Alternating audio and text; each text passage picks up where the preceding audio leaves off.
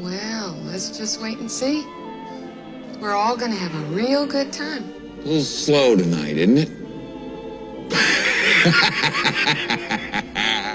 The idea of ghosts and the supernatural realm being backwards to the human realm, that's something that you do see in folklore. When it comes to ghosts, if you hear something at night, like a ghost, and it's coming closer to you, it'll actually sound quieter and quieter and quieter. Hello, this is Józef Brubaker. We're here with my friend and fellow Kubrick fan. Hello. If you want to follow along and play this recording while you watch The Shining, get the movie ready, put it in your DVD player, get it ready to stream, and press play now. Yes. And this will sync up our voices to what you're seeing on screen. Right now we're seeing the Warner Brothers logo. Warner Brothers Pictures. It's the classic logo. I saw many films as a child that had that at the beginning. And now this is the aerial photography. I don't know where they filmed this. Do you know where they filmed this? This particular island lake is somewhere in Montana. Okay. And it's still there. It still looks like, it looks like the Great West, definitely. And we're hearing the electronic score, which is basically the same piece of music that opens A Clockwork Orange, but just with a different arrangement. Right, Dies Irae. What's amazing about these helicopter shots is that there's so many films where helicopter shots are sort of lazy. They're just there to signal that the film has a certain budget. They sort of establish the setting. Mm-hmm. But with Kubrick's helicopter shots, there's such a overwhelming epic scope and sense of terror. Mm-hmm. That's the loneliest Volkswagen in the world. There is no help I know. anywhere. What if he broke down? That would be a right. catastrophe. And then I think later on we do see another car pass by, but that just emphasizes the loneliness. You know, I think that what he's doing right from the beginning is establishing the pacing of the whole film. And these kind of very dreamlike shots that just kind of glide effortlessly and almost inhumanly. Yeah, and I always thought it was interesting that the text kind of moves upward like that rather than just appearing and disappearing on screen. It's a very unusual font and font color. There's something strangely bland or almost kitschy about it. Yeah. The first time I saw it, I thought it was way off. You know, that teal is just wrong for The Shining. But now I've gotten used to it, and now I love it. I think it's just so iconic and so strange. It's definitely pulling us into the contemporary world. It's been a while since Kubrick made a film set in the times in which he made it in. Right. Because his previous films, 2001's in the future, Clockwork Orange is in the future, Barry Lyndon is in the 18th century. Yeah, I think, but it would be this film and then his final two films. Well, actually, sorry, take that back. Full Metal Jacket is set in the 60s, but Eyes Wide Shut is set in modern day. Right. Produced and directed by Stanley Kubrick.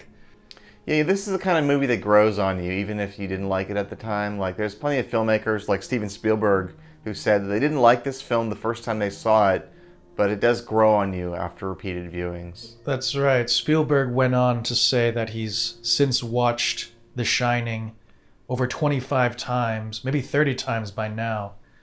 And he took issue with the kabuki-like exaggerated performances, as he'd say. Mm-hmm. And at first, I didn't like The Shining either, but since the first time I've seen it, it seems to have grown in strength, as if the film itself is changing, as if the film itself is haunted. Mm. And you have a theory about the Jack Nicholson character, too, am I right? Yes, but we'll hold off on that for now. I just wanted to say the first time I saw The Shining, I thought it was sort of cheesy. I didn't think it was scary at all. And I was sort of mildly baffled by it. But then I found myself watching it again and again and again.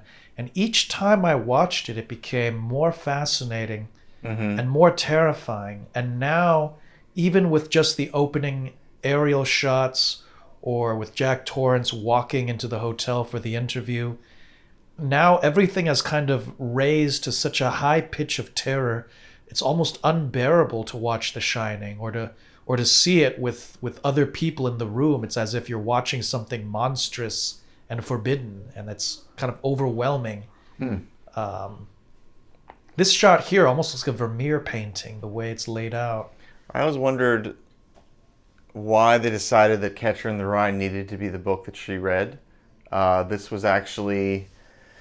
Catcher in the Rye famously was read by 3 serial killers. And I believe the very first one was the same year that it came out. Mark David Chapman, who assassinated John Lennon, he was reading that book after he killed John Lennon. And then there were other murderers who also... Because like that book is about kind of being an outsider and whatnot. Didn't Sirhan read Catcher in the Rye or something? I don't think he did. People who are listening to this, let us know in the comments if you know specifically what we're talking about. Yeah, give us a complete historical list of the killers who've enjoyed Catcher in the Rye. Right. I know you have access to the internet when we don't currently, so we would appreciate your correction if you can offer that. One thing that I did notice, look at his tie. Okay, have you seen that meme that compares Jack Nicholson's tie to the hedge maze? Oh yeah, that's right. It has that kind of texture. It does have that texture, and it's seeing the movie bigger, projected like this. I can see why that would be an intentional sort of plant on the part of Kubrick. It's certainly a visual rhyme, just like how Mr. Ullman's suit here. There's a sort of visual rhyme with the American flag. It's got very red, white, and blue colors, the stripes. A true patriot. Yeah. I think it was in Room 237, which I don't know if everyone has seen it, but it's a documentary about all kinds of strange fan theories and conspiracy interpretations of The Shining. They pointed out that Ullman is styled somewhat like President Kennedy. What do you think of all that? I never considered him as a Kennedy-esque figure, but that's an interesting thought. He looks more like Kennedy than Nixon, I can say that much. But I had not heard that association before. I think Room 237 is full of a lot of... Yeah, what do you think about Room 237? Conspiracy theories, a lot of kind of hokum, I would say. But it's amusing, to think about stuff like that. This is probably the film in Kubrick's legacy that really started these obsessive interpretations. That's right. Because with Full Metal Jacket, people were assuming that he planted that sculpture that looked like a monolith in the background of one of the scenes, which he didn't do intentionally, or at least so he claimed. That's right. And then people will have all these theories about Eyes Wide Shut as well. Yeah, Room 237 is mostly nonsensical, although I do have some respect for the documentary filmmaker who's gone on to cover, to make more documentaries about the real world supernatural, or where psychosis and the sense of the fantastic kind of intersect. And if I recall, there was another kind of notion from Room 237 is that in this interview, it's not really Ullman that's doing the interview. The guy that's really keeping score is the man sitting in the next chair over. He's Bill. Right, Bill's the one that you're really doing the interview for. There's that ominous close-up. It's a cutaway to Bill coming up in just a second. And Bill has a very kind of sinister look, a blank expression as he's kind of looking to kind of size up Jack's reaction to what he's about to hear. Right. And apparently this window behind Ullman, if you follow the architecture of the space, allegedly this window shouldn't exist. It should... Right. Yeah. Also, this cutaway to Bill, Ullman says, before I hand you over to Bill here, that's a direct line that Paul Thomas Anderson co-opted in one battle after another when there's the Christmas Adventurers scene. That's right. He says, before I turn you over to Bill. That's right. Which people have called that one scene in that the basement of that mansion as being a very Kubrickian homage. Yes. Here he mentions that the sisters that were killed were 8 and 10 years old. Mm-hmm. And then later on we'll see them and they're identical twins. So there's things that don't quite line up. And also the name of the caretaker changes Right. from Norbert or Delbert. Delbert to Charles. I wonder what that's about. I wonder what that object is. Do you see that on the left behind Mr. Ullman? That's the little sculpture thing? Yeah, that little sculpture thing. I don't know. But when he says the word isolation, it sounds like it was recorded like on a different day. It sounds like they just plopped the word isolation in there as a way to kind of make it sound even more removed. Oh, I didn't notice that.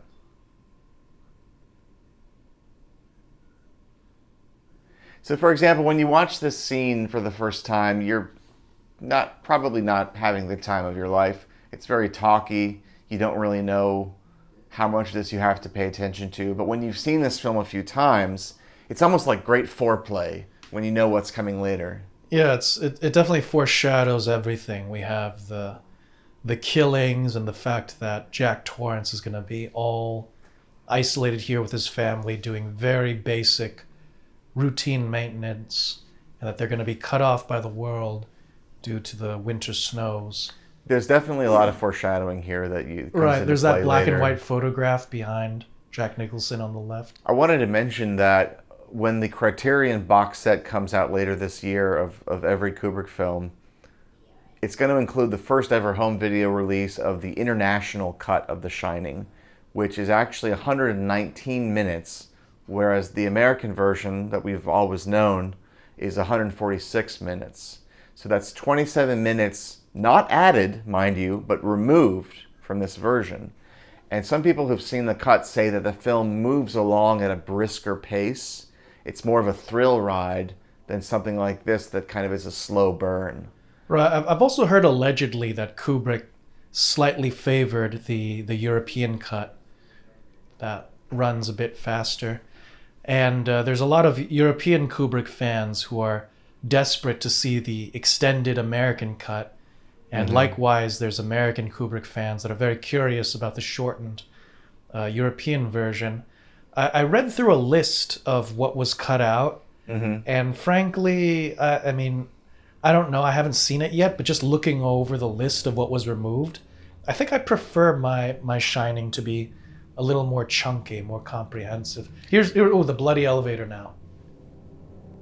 Now, from the shorter version, the scene of Jack being interviewed is trimmed down, and the scene that follows this one, where Danny meets with the pediatrician, that is entirely cut out of the international version. That actress is never even seen in the international version who plays the doctor. Right. But I think that premonition of the blood must still be there. I'm not sure, but I would miss the pediatrician if she was cut out. I think this is a very interesting kind of tender bit of backstory. We sort of see the family without Jack Torrance around, and we sort of get the sense that this is a broken family. The home life is broken. There's something. Well, that's how we find out that Jack injured Danny's arm when he grabbed him. That's right. We might not have that piece of information otherwise. Yeah, so things sort of echo back and forth in this longer cut.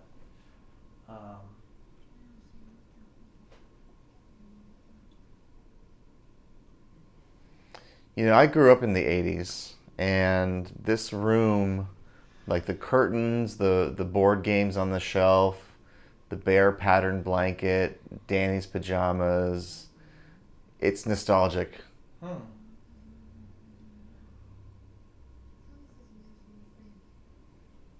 The whole idea, I mean, do kids even have imaginary friends anymore? Right, they have electronic friends nowadays, the devices, they have AI friends. One thing about this scene that I noticed is very little in the way of movement. Right. He didn't stage it in front of a busy window, or and Kubrick was often wont to do that in his later films. He was almost sort of like reanimating a photograph. There wasn't a lot of sort of movement across the frame. It was often static.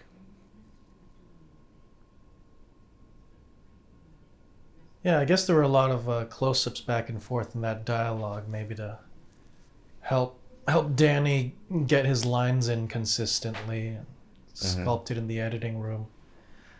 Interestingly, Kubrick originally wanted to hire the child actor from Close Encounters of the Third Kind. Kerry Guffey is his name. Right. But instead they found this boy, whose name is also Danny, actually. And I don't know if he ever made another film. I don't think so. I think. But when he was making The Shining, Kubrick took great care to protect his well-being, and he didn't know he was acting in a horror film until it was done.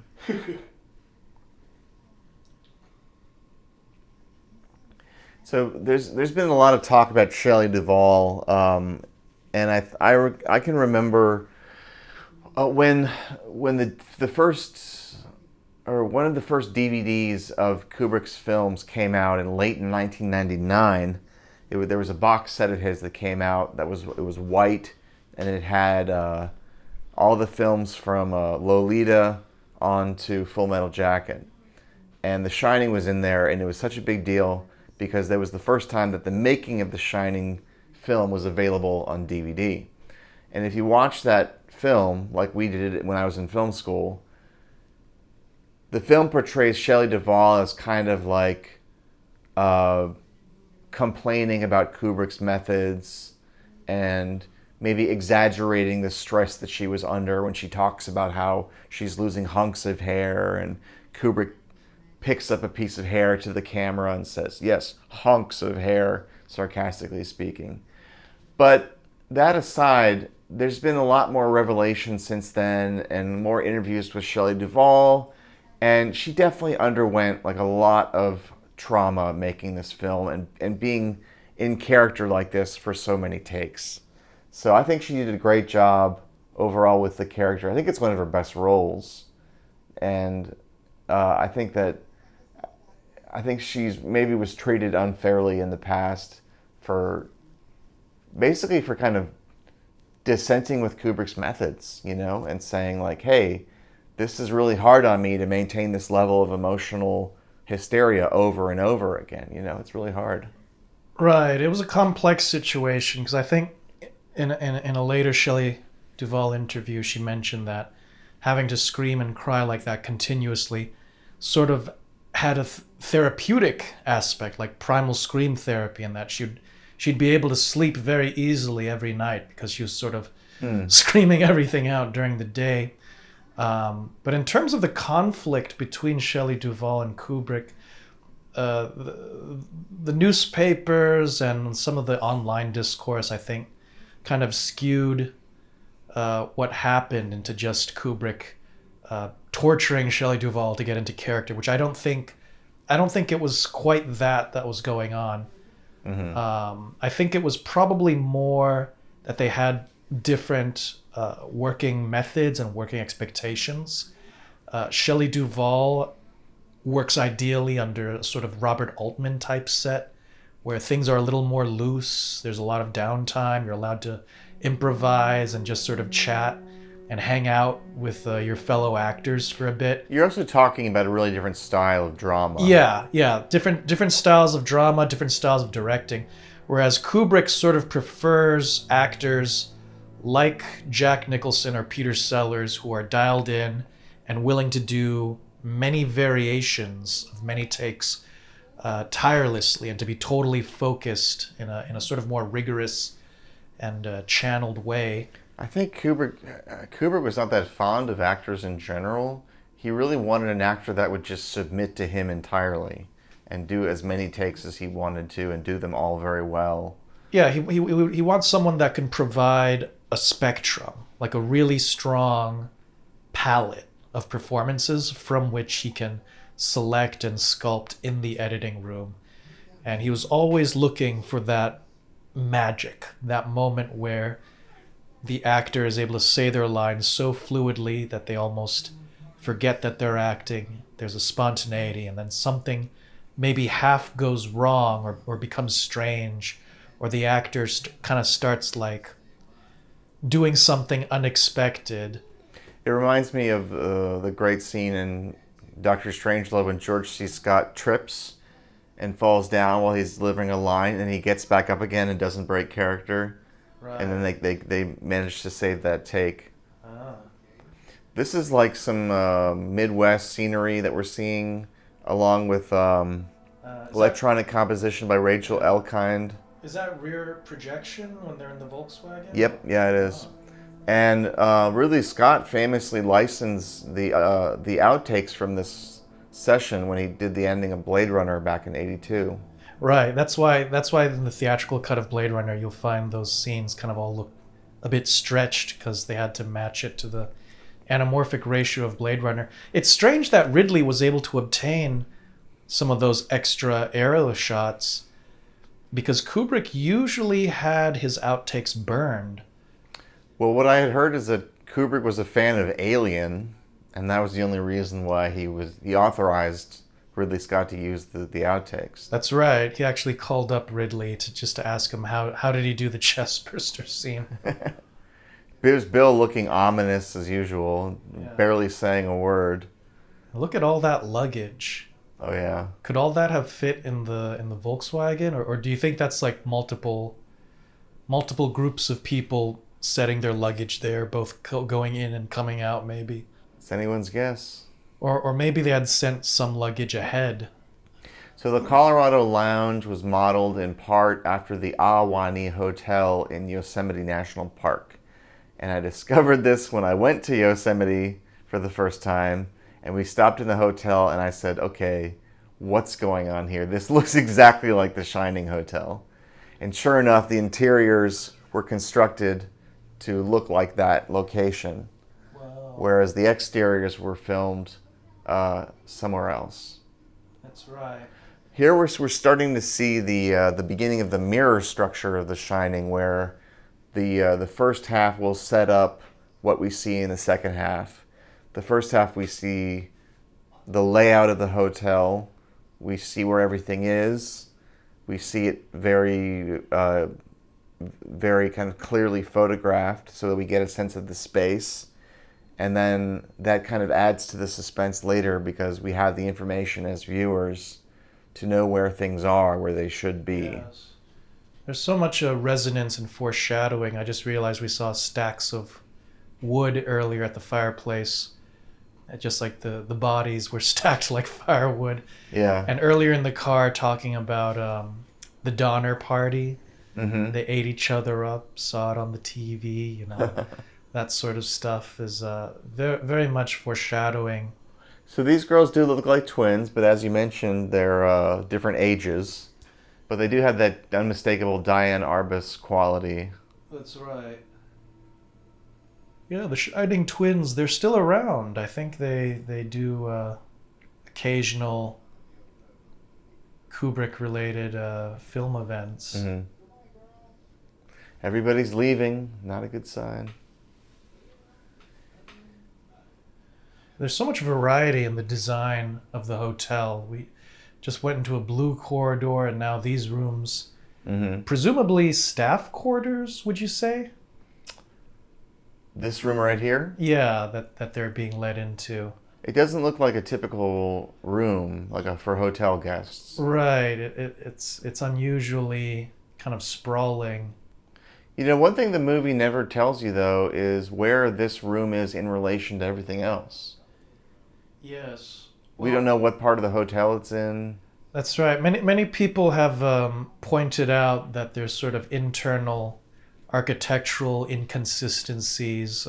I myself lack spatial comprehension, so for me the hotel makes about as much sense as any other building I find myself in. I sort of vaguely imagine that room as just being in one of the upper floors, maybe in a corner wing or something.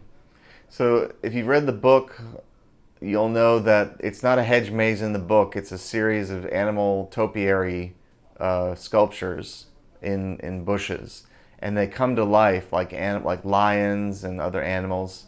In the book, they get possessed by the supernatural. So in 1978, they didn't have the technology to animate hedges, and Kubrick instead preferred having a hedge maze, so it was changed from the book to Kubrick's intention. I like how earlier they had a tendency to walk, four of them just in a line like that. It reminds me of that famous Beatles album cover. Oh, Abbey Road. That's right, Abbey Road. Well, I think it's important to note, like, every time we see the gold room, here's the first time, it's photographed in the exact same way. The camera dollies back down the hall and then laterally dollies into the room.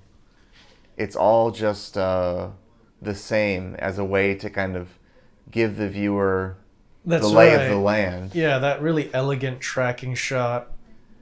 I'm not sure what lens we're at, but I know a lot of The Shining was shot with various Cook lenses, Zeiss lenses. The Kinoptic 9.8 from A Clockwork Orange is used here in some scenes. I think during the hedge maze scenes especially, to make the Really? hedges, That wide? That much of a wide angle? yeah, because then it would make the 8-foot tall hedge maze look 12 feet tall. Wasn't the Canoptic just used for the scene with the cat lady, though, in Clockwork Orange? Yes, but it may have been used somewhere else. We'd have to go back and Because really, that's pretty extreme. Yeah.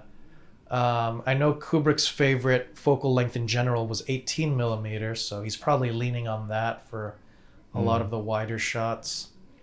This was not the first movie to use the Steadicam, but it did use it in a very high-profile way.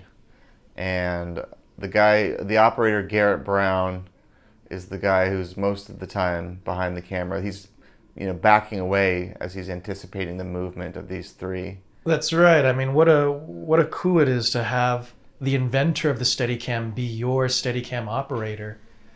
I believe Kubrick, he was watching test footage of the Steadicam when it was first released, and he was very excited by what he was seeing, and he immediately called Gareth Brown to ask him, how does it work? And he had actually paused, and he saw a shadow of the Steadicam, and he was sort of already guessing as to how it worked. Scatman Crothers. Who famously made 4 films with Jack Nicholson.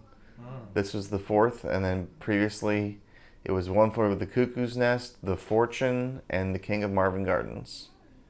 All that frozen lamb just came off as sinister just now. I never noticed that before. Well, did you ever see, there was that episode of Alfred Hitchcock Presents, where a woman kills her husband with a frozen leg of lamb, and then she thaws it out and serves it to the policemen who are investigating her. My God. So the murder weapon disappears.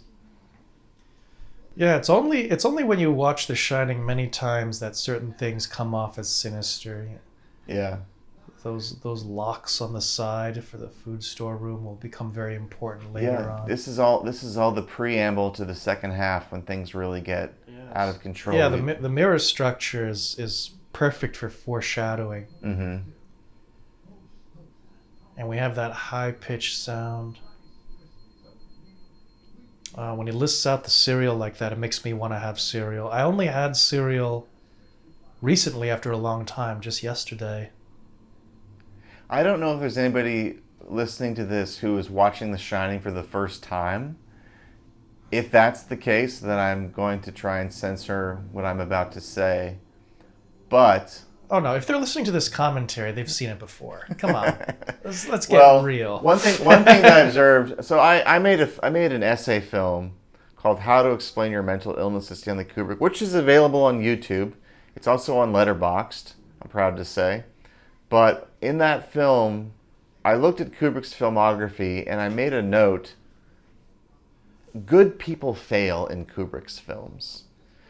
Good, just plain, like Mr. Halloran and Spartacus and the Royal Navy man that Peter Sellers plays in Dr. Strangelove. People who are good people, who do the right thing, who put themselves at risk, they always fail in the end in Kubrick films. Well, luckily, there's very few all good people in Kubrick movies. Well, to me, it just kind of emphasizes his pessimism, Well, everyone, I don't know. Everyone's morally ambiguous enough to live, I guess. I guess you could say that Wendy survives, and Wendy is good enough. Yeah, yeah. Same with Danny. He's just an innocent boy. But for example, Mr. Halloran goes to the trouble of coming back up to the Overlook from his cushy digs in Miami, trying to save the family and paying the price. That's right. Although what's interesting about that, or maybe I should bring it up later on, is it differs from the Stephen King book. I'd like to take this moment to just say to everybody, please like this post and subscribe to my channel. I am on the way to monetizing the channel, and YouTube is about to make it very difficult for people to monetize their channels by increasing the number of watch hours and the number of subscribers needed. But with your help and your support, I can monetize before the deadline next February and continue to put out content like this. That's right. They're having chocolate ice cream, right? Wonderful. So this particular conversation they're having about The Shining, it's about to take a turn where Mr. Halloran may be more afraid than he would like to admit. God, the boy is so intensely serious. The way his fingers are all sort of folded up, and he refuses to talk about The Shining because of the little boy that lives in his mouth. It's just sinister and odd thing. There's that saying in drama that Chekhov came up with, that if there's a gun on the wall, it's going to be in Act 1, it'll be fired in Act 3. Right. And that rule of drama comes into play in this scene because we cut to a two-shot from a certain angle where we see a rack of giant knives on the wall. That's right. On a knife block, and it happens right at this strategic moment.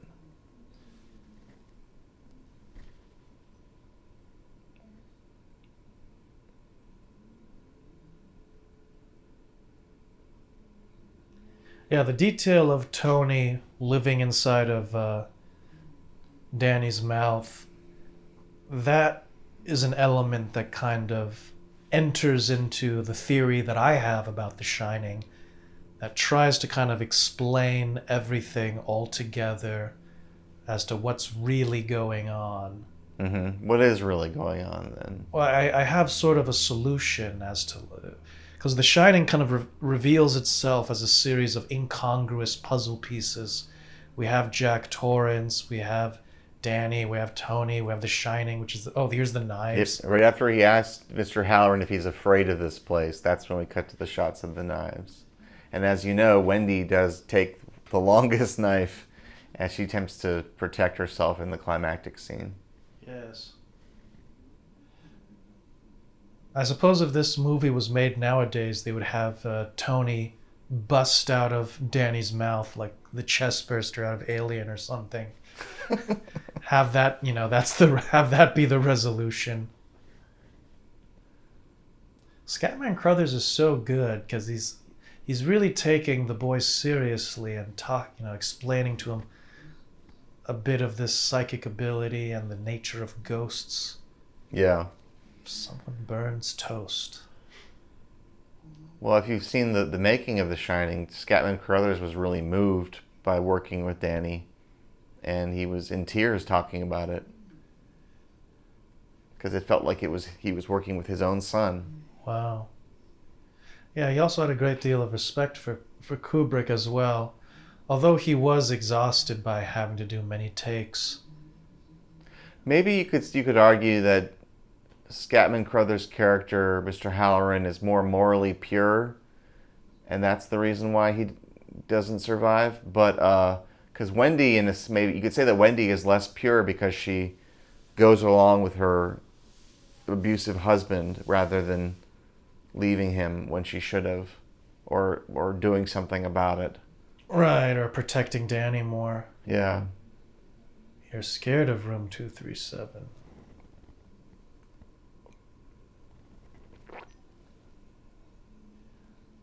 So the boy, he's so proficient in this psychic ability that he was able to just infer that out of nowhere Mm-hmm. And of course, that probably frightens Mr. Halloran even more. How old is Scatman Crothers when he took on this role? Do you happen to know? I actually don't know. He was, I think he was already a bit elderly, so that's why. Oh, this shot is sort of the origin of Twin Peaks to me. Just the sound of the bird call, the lighting. Mm.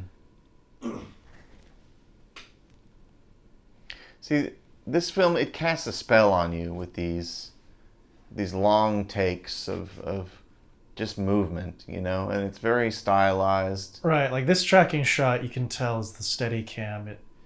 It's not quite as you have a little bit of wobble. You know what the secret weapon is on these great shots of Danny with the tricycle is the sound. Yes. The way when he hits the carpet and the sound drops out completely. That's right. It's a very tactile, very visceral thing. A lot of modern day movies, they don't have that tactile quality. Like here we've got the sound, the sense of texture, and the Steadicam is mounted very low where we're in his point of view. Yeah. And that was kind of one of the major technical innovations that Kubrick did on this film was he started asking Gareth Brown, how low can you mount the Steadicam? And eventually he got it down to the ground level, essentially by switching the position of the camera and the counterweight. Because the way a Steadicam works is you've got the camera and it's on an arm, on a spring arm that's clipped to the operator. And then it's on a pole with a long pole with a counterweight at the bottom. That's the same weight as the camera itself. But by flipping it the other way around, Kubrick is essentially having the camera act as its own counterweight to the weight itself, which is on top. And that's how you get those wonderful low shots. Oh, and this is a really interesting and slightly baffling moment. We play out the scene through the mirror and we zoom in. When we talked about mirror structure earlier, this isn't exactly what we meant, but not only does the film structure, the two halves of the film kind of mirror each other, but mirrors themselves are a definite motif in the story. And a lot of the times when Jack Nicholson's character is speaking with somebody a ghost from the hotel, there's a mirror present. But in this case, he's not talking to a ghost, but it does kind of establish mirrors as being normal for the scene. Right. Yes, and it's almost as if we sort of entered into the mirror world from here onwards. A portal into the supernatural. There's a bit of resonance with that shot with a wonderful quote that Jack Nicholson relates from Kubrick, that Kubrick doesn't want to photograph reality. He wants to photograph the photograph of reality, which is more interesting. And so here we've pushed in not into the scene, but into the mirror of the scene.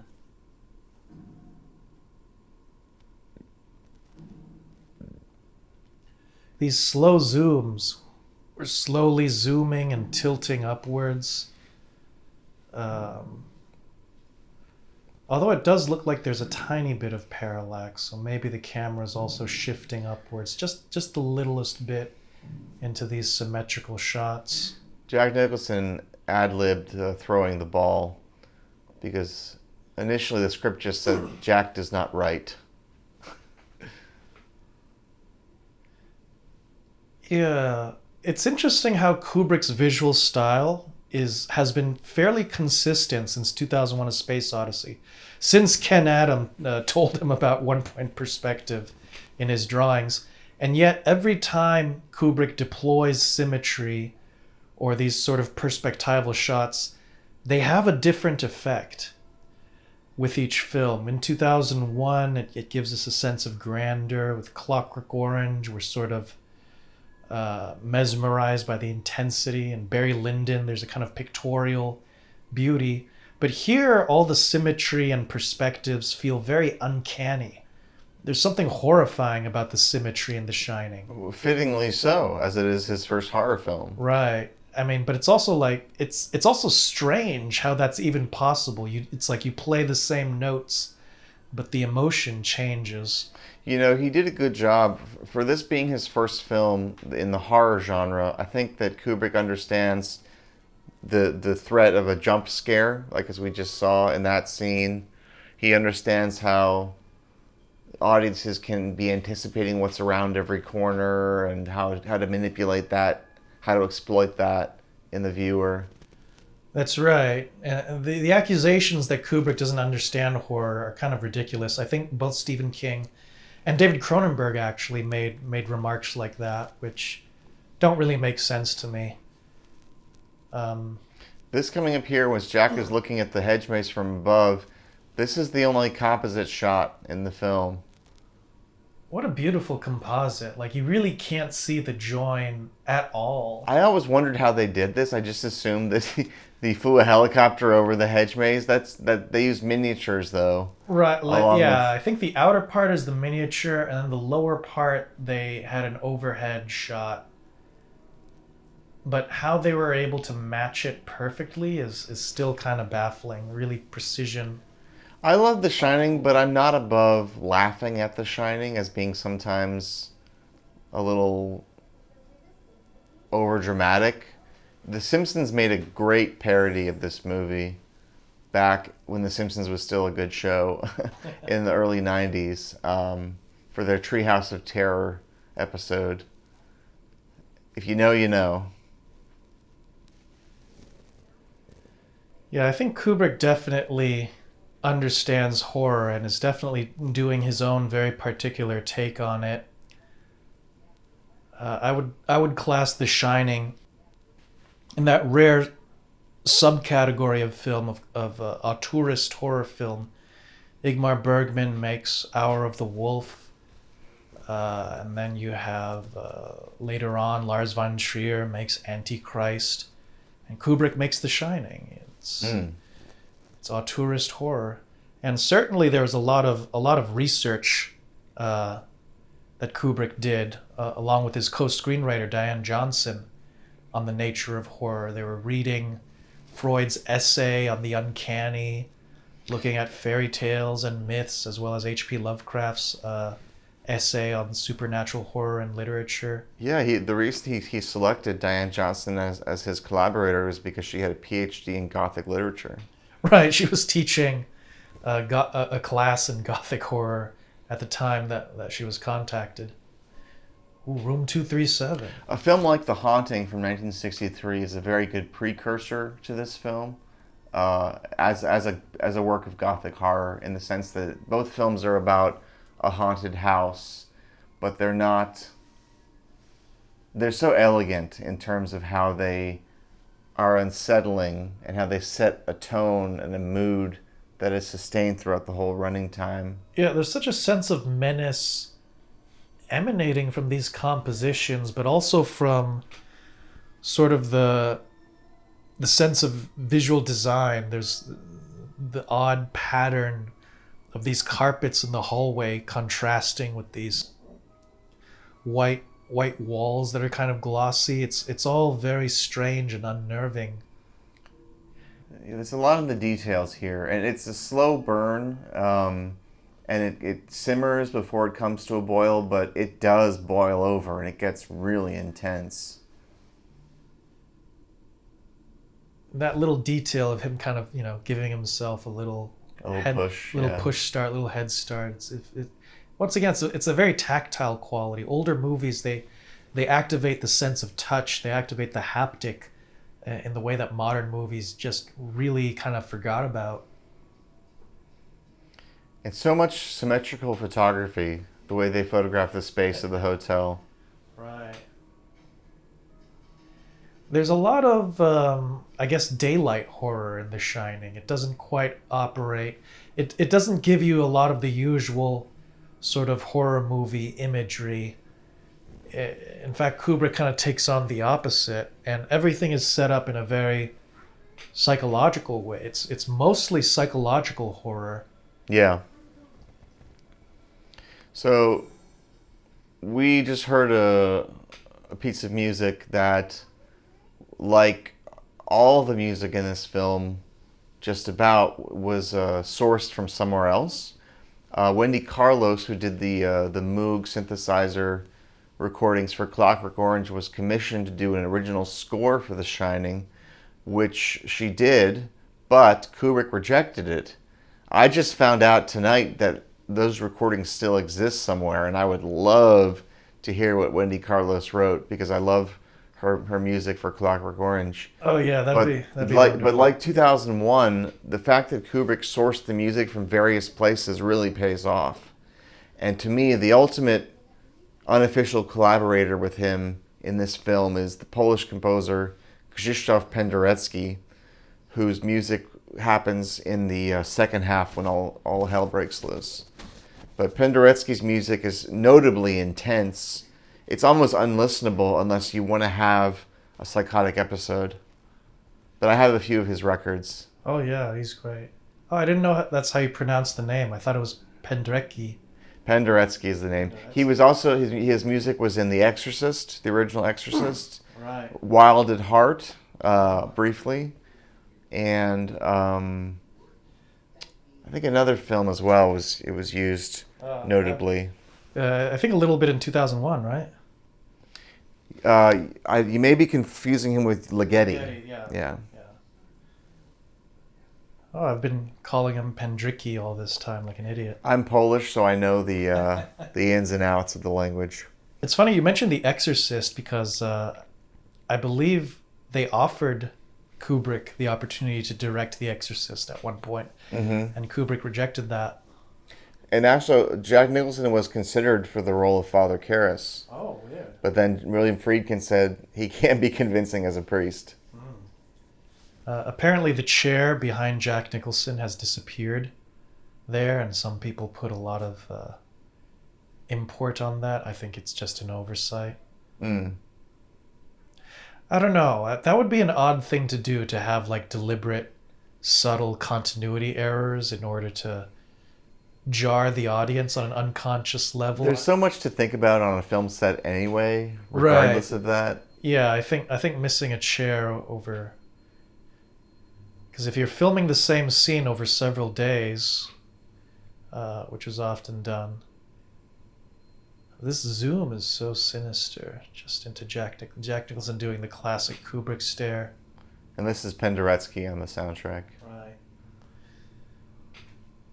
So Kubrick he would do, kind of the folklore has come down, is that Kubrick would do hundreds of takes, but in reality he was doing closer to maybe 20 or 30 takes at most for a given scene, and breaking it up over 2-3 days. And over that time, furniture might get moved around.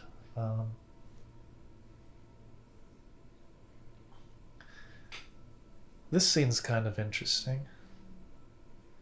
It's where she's learning the radio contact, emergency contact. And then when Jack later dismantles the radio without seemingly having ever learned how it worked in the first place, right, that's interesting too. Yeah, Wendy is actually doing all the work in the hotel, it seems. Yeah. What are those designs on her jacket? They're kind of desert motifs. It's kind of a Southwest feel. Southwest. Well, yeah, I don't know where they lived originally. It could be anywhere. Could have been New Mexico. Here's Ullman's office. Wait, no, that's not Ullman's office. It is. It is? That's where they had the interview? Yeah, look at it. I don't recall that map being on the wall, though. I don't think we panned over to it. I mean, there's that weird sculpture, remember? Oh, that's true, yeah. Yeah. I kind of like how this dispatcher on the other end is kind of rude. Like, she just wants to talk because she's isolated. And he's like, "Is there anything else I can say to you, Mrs. Torrance?" Oh my gosh.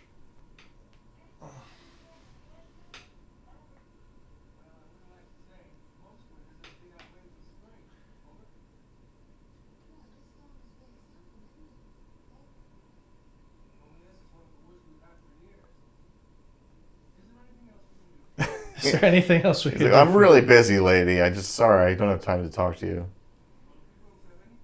Gotta get back to this game of solitaire I'm gonna do later. Me and the boys are playing dominoes. Can see a little bit of snow out I guess the that's window. snow out there. Yeah. And it makes sense to have that hinted at because it does get very snowy. Yes. Okay, this is maybe my favorite part of the whole film coming up.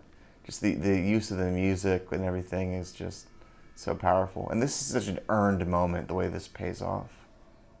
Okay, that sound cue that just happened, the weird that's Penderecki. that string pluck, it's almost like a big drop of water or something.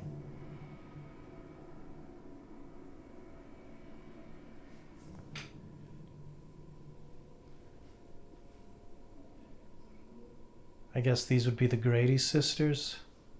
Yeah.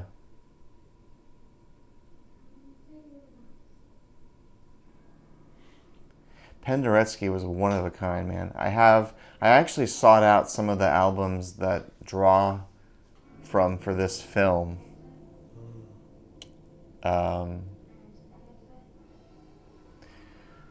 David Lynch was also a fan of Penderecki. He used one of Penderecki's most famous pieces was called "Threnody for the Victims of Hiroshima," about dropping the bomb in World War II. And David Lynch used an excerpt from that piece for Twin Peaks: The Return. That's right. When it tells the story of how Bob was born. Yes. Yeah, I think looking back now, I can sort of see a lot of the origins of little elements of Twin Peaks are kind of in The Shining. I know David Lynch really liked The Shining, and that whenever he would see it on TV, it didn't matter where it was in the film, he would just end up watching the rest of the film from that point onwards. And that police station earlier had that kind of Twin Peaksy flavor to it. I wanted to just call out something. Yeah. Whenever you're filming, you really don't want to have your camera locked down. You want to have an operator holding it. See how it moves slightly with Danny? It moves a little bit left of center when he raises his finger. It's always active. It's always focused on the person. Like, if you just kind of lock down the camera and walk away from it, there's a lifelessness about that. Yeah, subtle movements. Now, this is kind of the fantastical thing, because where is the extension cord on this TV? Right. That's one of the conspiracy theories that they discussed in Room 237. I mean, it's conceivable it's a battery-powered TV. Or maybe the cable is just running under the carpet off to the left somewhere. Who knows? And why Summer of 42, I wonder? Right. Isn't it sort of a sentimental coming-of-age drama or something like that? It might have been a TV movie, if I'm not mistaken. Yeah, about a teenager who has a tryst with an older woman.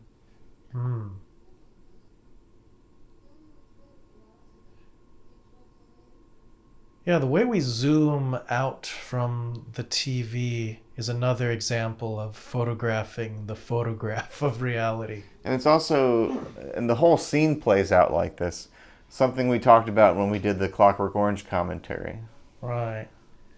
We can see some red halation from the overexposed hot window towards the top of the frame. Right, the hot windows also in effect.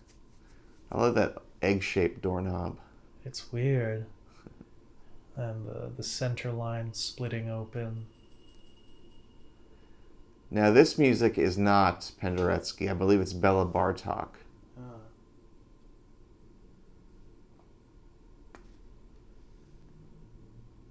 Oh, there's Mickey Mouse on his... You know, Danny is a likable child hero in the history of film, I would say. You know? Like, he's a real hero. Yeah, so many kids are kind of annoying, but his performance is so reserved that you really do get a sense that this is like a real person and a realistic kind of portrayal of a boy. And when he has to rise to the occasion in the third act in the hedge maze, you know, I always cheer him on when he outsmarts Jack. That's interesting. I never really thought of him as being heroic, but I can definitely see that now. This is a boy that's been wronged. This is a boy that's been physically abused and probably emotionally neglected.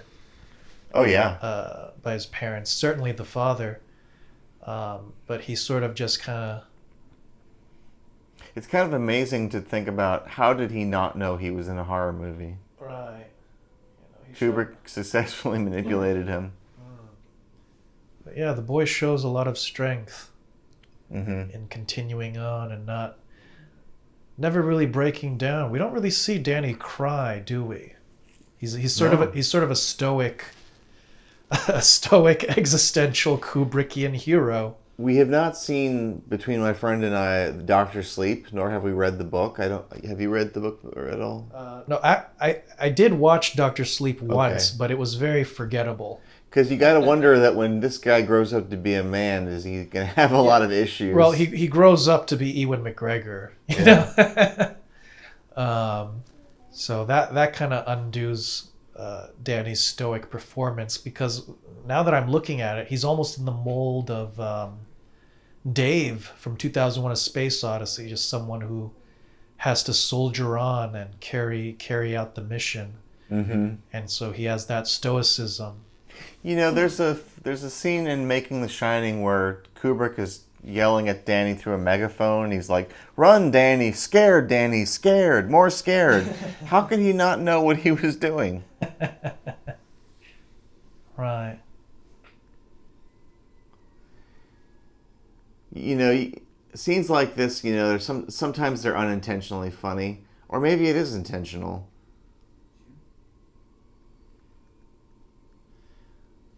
Yeah, Jack Nicholson, his character's going so insane that he's just kind of the way he delivers each line with a strange, leering intensity. And there's that, I think there's another title card where it says the day of the week that comes up. Right. I think Kubrick is very good at like putting two types of performances up against each other. You have the kind of stoic, blank performance, and then the very intense, grotesque performance.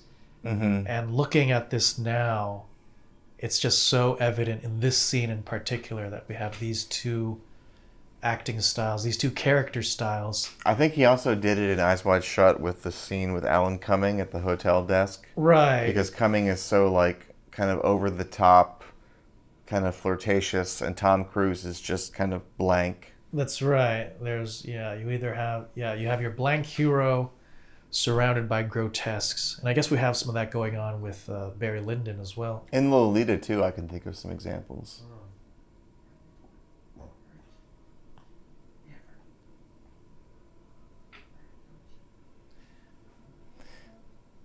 So Jack Nicholson's persona became entwined with this character, I would say. Those title cards have something so jarring about them, the way they appear so abruptly. Yeah. It's another kind of uncanny element, and it also gives the vague feeling of a countdown. Especially if you've seen this film before. Right. Ooh, there's the ball. More Penderecki. Different transfers of The Shining on DVD have changed the color of that ball. I think there was one earlier transfer that made the ball kind of pinkish orange. Now it's been corrected because it's a tennis ball. And we're seeing this right now. The film is in 1:8:5 aspect ratio, which is presumably how it was shown in theaters. The original negative, I think, was 1:33 or 1:37, and then we have earlier releases at 1:66 aspect ratio. I think 1:8:5 is good. 1:8:5 is good For these corridor scenes especially. Yeah, I mean it's. I think one time I compared an older DVD with this, and you do get a little more at the top and the bottom, but you do lose a little bit, like a sliver at the sides. But Kubrick composed his frames to be very robust, so that they could survive cropping and bad theatrical mats at various ratios and formats. Here we have Wendy, checking checking the boilers and doing everything on the list that Jack is supposed to be doing. That's a good point. Like, what the hell does Jack even do? He just tries to write. That's all he's good for. Right. Writing and staring into space menacingly. Danger. High voltage. This machinery back here kind of reminds me of a little bit of Eraserhead, which is a film that Kubrick really enjoyed. He screened it for the crew when he made this film. That's right. He screened it for everyone to sort of get them into the headspace of what sort of menacing, uncanny horror atmosphere he wanted to achieve. And Eraserhead was actually Kubrick's favorite film, or at least at one point. It was one of them, yeah. At one point, I think he was telling people that it was his favorite. Yeah. He was also a big fan of All That Jazz around the same time. Right. He said that was the best movie ever made.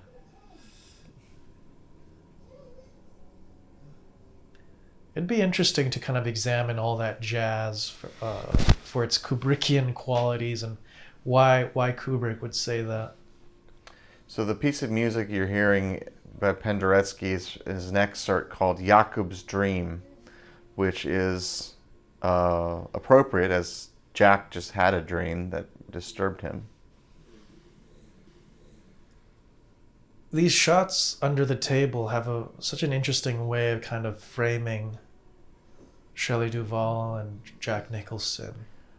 I think the musical term is glissando, that has where you've got strings that are what you're hearing now, where the stringed instruments kind of go, yeah, like lilting. They're going up and down in pitch continuously, sort of.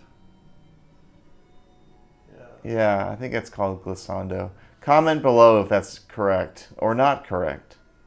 There's another technique that Penderecki does a lot where the stringed instruments will be plucked a lot, which happens in this film later. God, there's so much dread as the boy walks in so slowly, because we don't see his face. We don't know what's happened to him. Yeah, but something happened. Something happened. And the way the camera follows the characters, too, has such a sinister feeling of an invisible, ghostly or demonic point of view. And that's why the aerial shots that open the film also seem so horrifying. They seem like some massive, demonic point of view.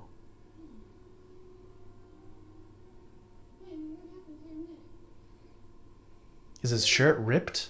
Yes. That's crazy. One of the things I wonder in this film is how much physical ability do the ghosts have? Right. Can they open the door and release Jack from being imprisoned? Can they tear Danny's shirt? Apparently.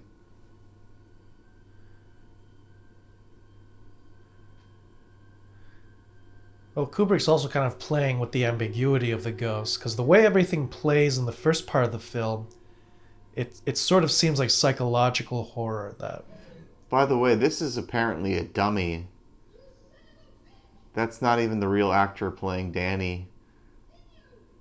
Really? Let's see where they cut to him again. That's a doll. Wow. Yeah. Huh.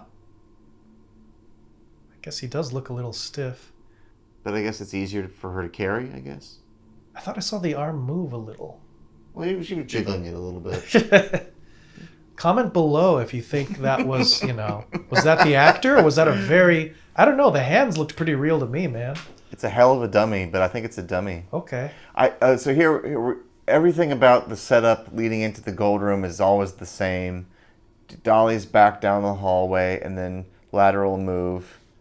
Yes. And it allows you to, when there's the dramatic shift, when it's populated with guests, it's such a payoff. The gold room.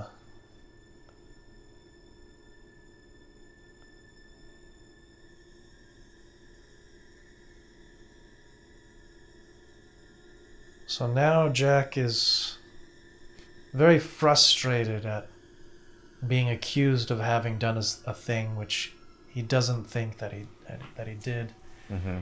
And the way the film unfolds, it unfolds as psychological horror at first, and then more and more, as more supernatural things happen, it's as if that's the twist. A psychological horror story becomes a supernatural horror story.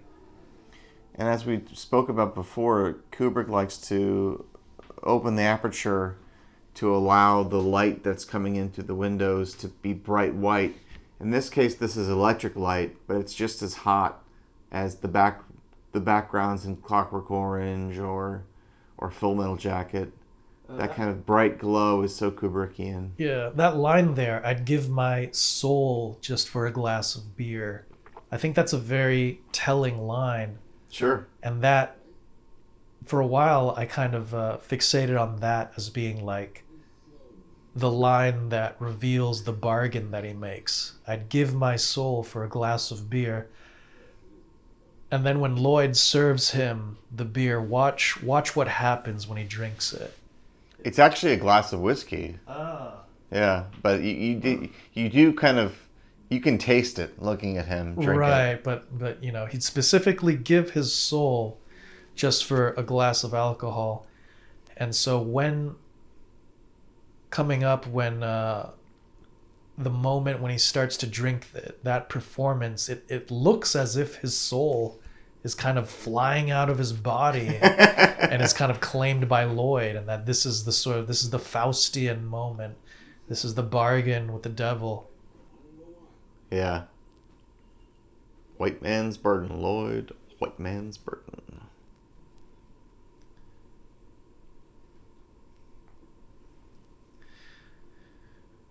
This actor here would go on to play Dr. Tyrell in Blade Runner. Mm-hmm. And was very fond of noting that Kubrick had his copy of Pudovkin film technique on set, full of notes. I wonder what happened to Kubrick's copy of Pudovkin's film technique, because I tried reading it once and I didn't find it all that interesting, but the little underlinings and notes that Kubrick wrote, probably something really interesting to see. Maybe it's in the Kubrick archive in London. Okay, this is the moment. He's got it. He's staring at it. Earlier, he made the verbal contract. I'd give my soul for a glass. There, look.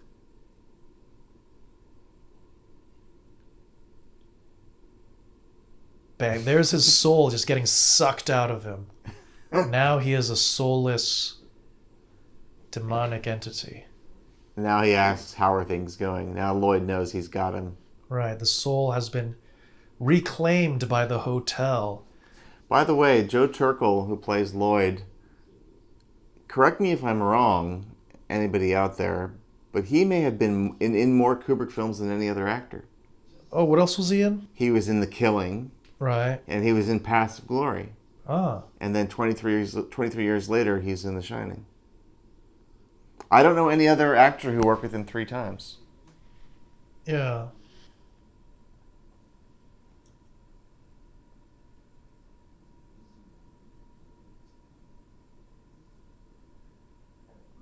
The way he's kind of yucking it up with these ghosts, you can sort of imagine that he's just sort of like talking to himself in the mirror and putting on a character. Mm-hmm. Or he's really, he's really lost in it. Or maybe his insanity is being taken advantage of by the presence of these ghosts. Or the final possibility, which is the theory that I hinted at earlier, that explains, that tries to be a sort of global explanation for The Shining.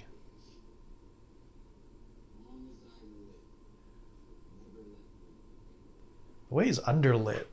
Yeah, I was just noticing that too, from the bar. And I believe if you have this volume cranked up enough, you can hear kind of the wind whistling outside. Which, David Lynch was a huge fan of room tone and atmospheric sound design, and that's something I can almost get a chill listening to this and imagining how cold it is right around the corner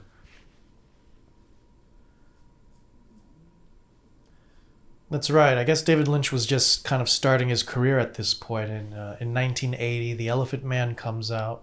Mm-hmm. A few extra foot-pounds of energy per second. See, you see how the camera's moving with him? Yes. Like, they're locked in. It moves with him, and that hand gesture kind of evokes like a bone just snapping, like a chicken bone. Mm-hmm. These whip pans to like dead stillness. Amazing. Oh, yeah. Very uncanny. And Lloyd is gone. So now we're kind of, the audience is kind of left in the dark. Who was he talking to this whole time? Wendy is shocked that there might be someone else in the hotel room with them. For a major Warner Brothers release, it doesn't explain everything. Right. I like how casual Kubrick is with the supernatural. Lloyd is just there. There's no special effect of him fading in. There's no special sound. He's just there. He's just kind of mundanely there. Mm-hmm. And I think Kubrick picked that up from his research, that a lot of ghost sightings are just kind of people in the distance, or people just being there and seemingly just as solid as ordinary people. Miami. Is this the only Kubrick scene set in Florida? Oh, yeah. Although Full Metal Jacket comes close to Paris Island, South Carolina. Oh. Yeah, also here we have a little bit of comedic relief, a little bit of a sight gag as we zoom out from the television. We see Scatman Crothers' feet, and then we see that it's kind of a nice these posters, moment. Right? It does diffuse some tension. Right. It gets the audience chuckling. Yeah, these kind of like intensely erotic posters sitting around Scatman Crothers, and he's just kind of casually has them as part of his decor.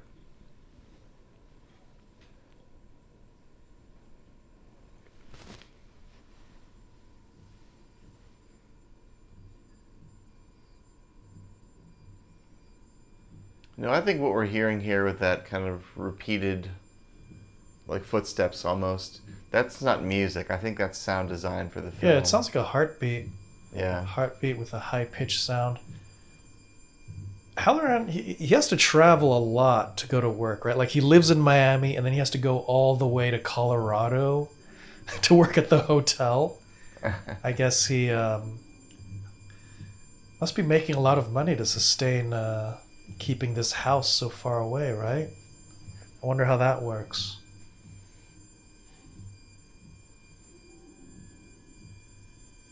What was his role exactly in the hotel? It was like, he was a cook. He was a cook. He must be the head chef.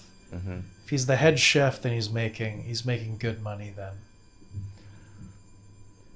There are some scenes in movies that I've seen over and over, and I just really don't like to watch them.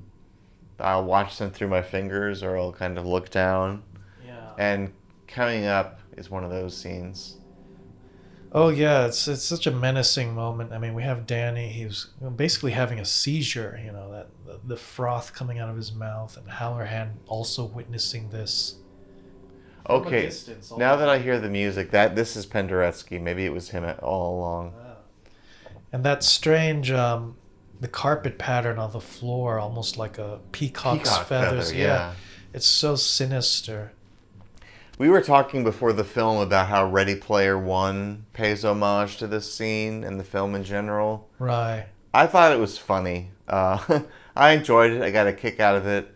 My friends who saw it with me were like, Kubrick would have hated that.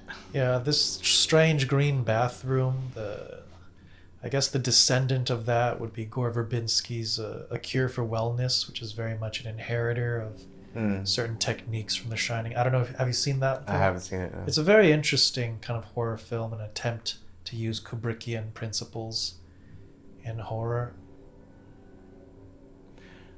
I always like how she gets out of the tub. It's very graceful. Yes, and there's actually something incredible that happens if you're wearing headphones, or if you have really good stereo system.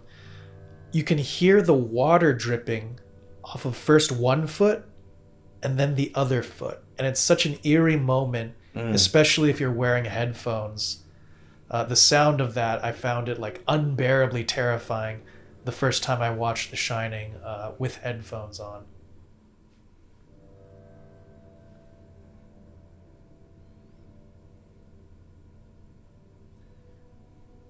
And the scenes in slow motion too.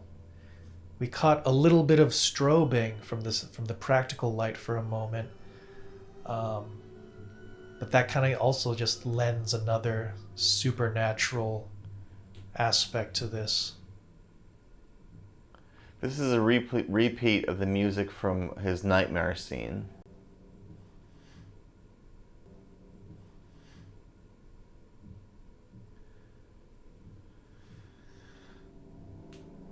So yes, it looks as if the ghosts of the Overlook Hotel are reclaiming Jack Torrance. He's able to see them, and they act as if they recognize him, which again connects to my grand theory.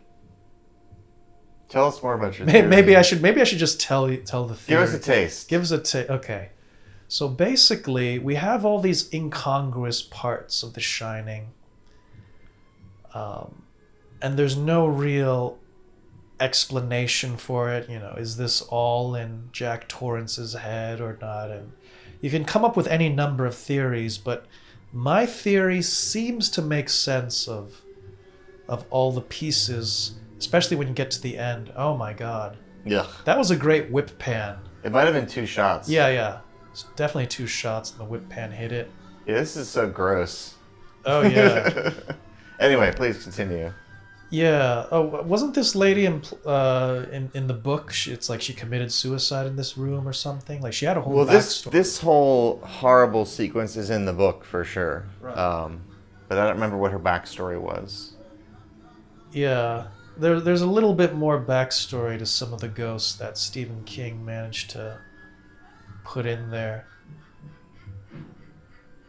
And the way he stumbles backwards, he doesn't even pull out the key. He manages to lock the door, but he's so horrified he can't even touch it.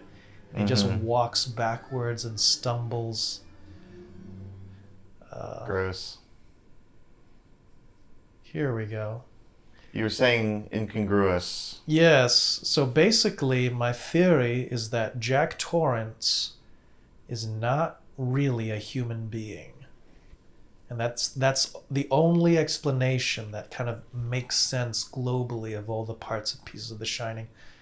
Now, before we move on, though, this shot, though, this is basically a Florida room, isn't it? Like, architecturally, like this section of the house. Yeah. It's kind of an add-on, right? Would you say?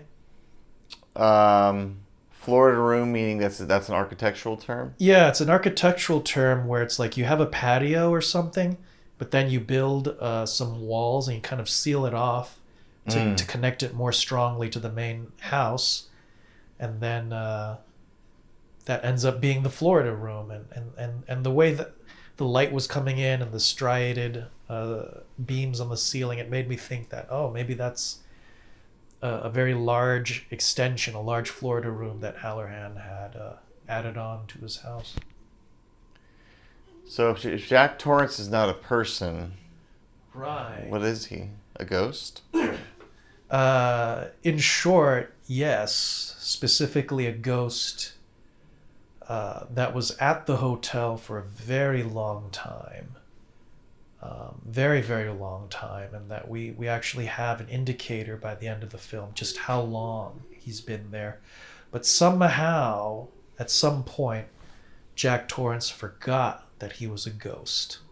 He forgot that he was a ghost, and he wandered out of the Overlook, and he believed that he was a man, and that he went out into the world and got a job as a teacher and had aspirations as being a writer.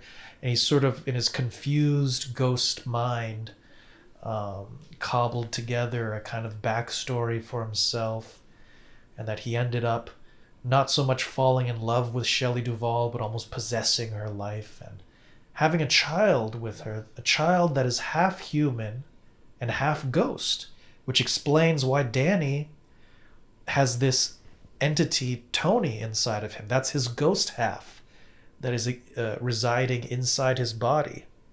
And but at the end of the day, the hotel calls him back. He can't live as a man out in the ordinary world of mortals, and so still unbeknownst to him, the hotel calls him back. He's drawn back in, and then finally he gives his soul for a glass, and Lloyd is able to start the process of fully reclaiming him. And from that point, he never leaves the hotel. Right. Boy, this shot is really unnerving. The way Danny's staring, you know, pure terror. This kind of supernatural horror, it is sort of in keeping in the tradition of like a Carnival of Souls or The Sixth Sense, Right. where you kind of got a ghost maybe who doesn't know they're a ghost. Right. So for me, this theory kind of explains. Oh God, that's so scary. It kind of explains the totality of The Shining. However, I'm not sure that Diane Johnson or Kubrick thought of that as they were writing it. In fact, they were writing all kinds of things. There were all kinds of alternate versions of scenes, alternate endings. At one point, the twins were kind of more closely connected with the lady in room 237.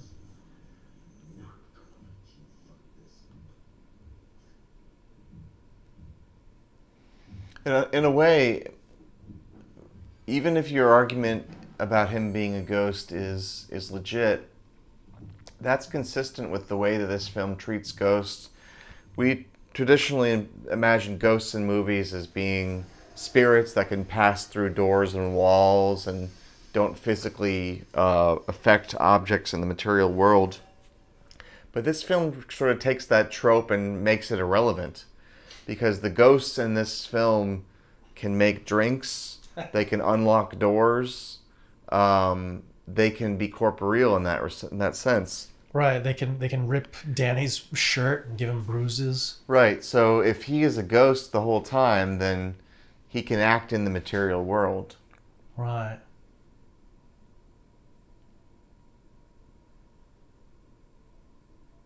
Oh, I always forget about this shot with the party balloons everywhere. Mm-hmm. It does look like there was a party there.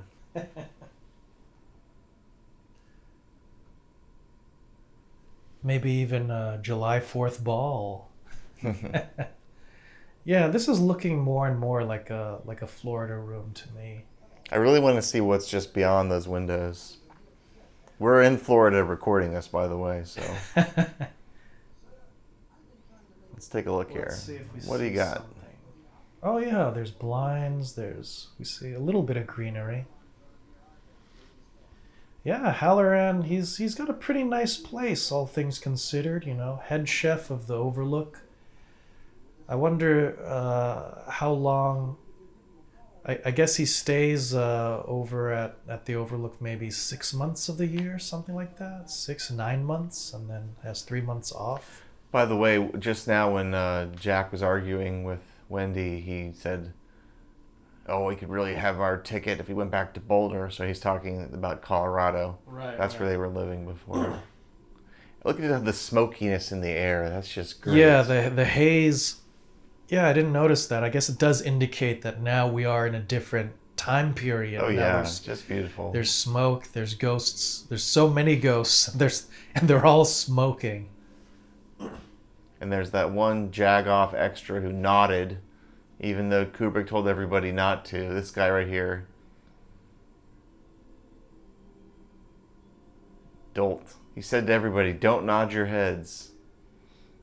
For some reason, it's more like you're looking at a painting if they're not doing Yeah, that. I think Kubrick wanted everyone to have their heads kind of still, and that would give it an uncanny quality. Yeah.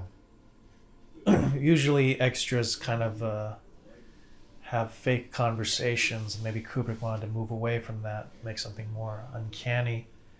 All these flappers and 1920s dress. It's very particular that things lead back to the 1920s. And that's the era where I believe Jack Torrance is actually from. He must have stayed or lived at the hotel in the 20s. And he must have died at some point in the 20s. And that conclusion is not what's in the book. Am I right about that? No. That's something that Kubrick added. I can see why maybe King would have been pissed about that. Yeah, Stephen King really wanted it to kind of be an allegory of alcoholism and about one man's struggle against his kind of inner demons. And it was implied that he too was physically abused by his father, who was also an alcoholic. Mm-hmm. So the resonances kind of lead elsewhere in the King novel. It's not a matter that concerns you, at least not at this point. It's on the house. So this feeling of a larger dominion, a sense of principalities and powers that run the hotel, with Lloyd being certainly further up the hierarchy. Oh, this lady in the dress, in kind of lower resolution copies of The Shining, that design on her dress, a lot of people thought was a bloody handprint. Oh. But now we can just see it's sort of just a symmetrical red shape on the back of her dress. You know, these guys remind me of Eyes Wide Shut. Ah. Yeah, I can see that.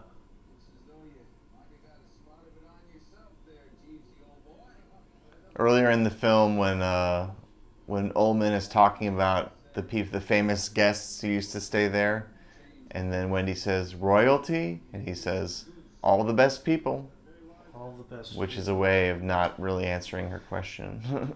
This bathroom is such a shockingly different design. There's nothing of the 1920s in here. It almost feels like it could be from 2001: A Space Odyssey. Yep. Purely expressive. Yeah. Almost a futuristic bathroom. I think someone mentioned that, it reminded them of Target, the store. Yep, I can see that. But I don't think even a Target bathroom has that design, right? Kubrick was pulling a lot from all kinds of architectural magazines and just selecting everything that he thought was the best, and so it sort of ends up getting collaged together in the film in a slightly incongruous way. What was the name of this actor again playing? Philip Stone. Philip Stone, who also was in A Clockwork Orange, right? Right. I think he was also in Barry Lyndon too. Yep, he was. Well, maybe that's 3. Yeah. That's for 3 right there. Yeah, maybe the most any actor is allowed in a Kubrick film is 3 times. I still think Joe Turkel has some kind of record, though, because he plays 3 distinct characters. Yeah. Or maybe he showed up 4 times. I'm racking my brain. I don't think he's in any other... I don't think he's in, like, Killer's Kiss, for example. Was he in Fear and Desire? I don't think so, no. Yeah, the perspective lines are so strong again. Even those lights in the ceiling are in on it. Mm-hmm. And they're kind of crowning the heads of these 2 figures.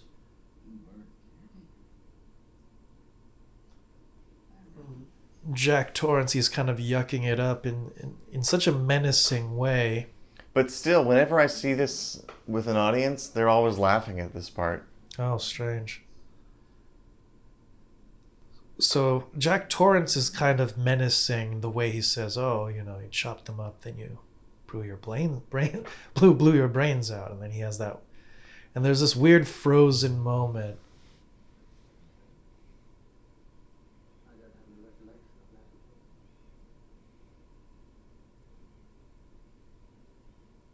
That floor kind of makes me think of like a movie theater bathroom. Right.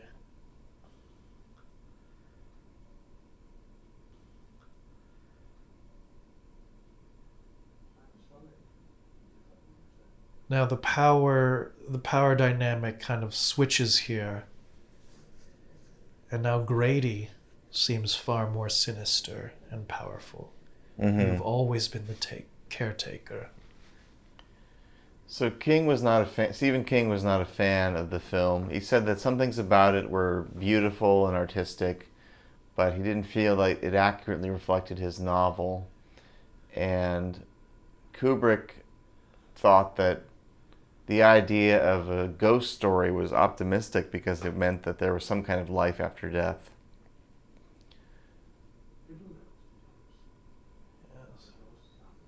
He knows because he's always been here, because all the ghosts have always been here, because once you die at the Overlook, you're trapped.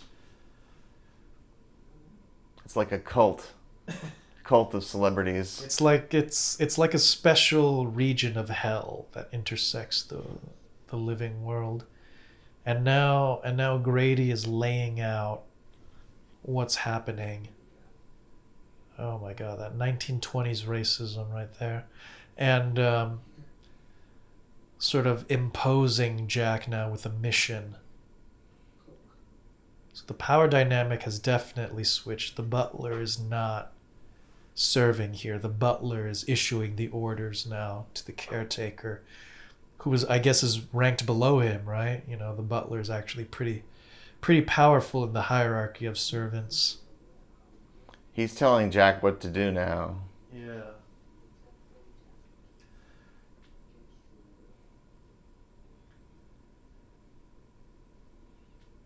See, this is what harkens back to the scene with the pediatrician, where you have a scene that is so intense and transfixing, yet there is hardly anything in the way of movement. None of the cuts are motivated by movement, and the only movement comes from the faces of the actors speaking. Right. But it is kind of hypnotic. Oh yeah, I mean this composition here is very bizarre, very flat. We have kind of triptych of light and mirror and patches of red and white behind the butler and the red and white behind Jack Nicholson. Mm-hmm. And it's strange that he says, you know, he's trying to bring in someone from the outside against your will, because now I guess he's saying that the will of the hotel is now Jack's will, and because all the ghosts are kind of fused together as one kind of mega entity of pure ectoplasmic suffering. Tried to burn it down. I corrected them, sir. And when my wife tried to prevent me from doing my duty, I corrected her. Very different character from From Clockwork Orange, Yeah. where he was kind of a helpless father figure. Now He's a murderous father figure. yes, now he's a murderous father figure, and now he's issuing orders to Jack Nicholson convincingly. There's something so creepy about the way Danny's voice changes in this scene when he starts to say red rum. Right, that's I guess where we see Tony kind of come out, you know. Yeah. And I've always loved the trail of smoke from the cigarette as she walks past the camera, very elegant. Right.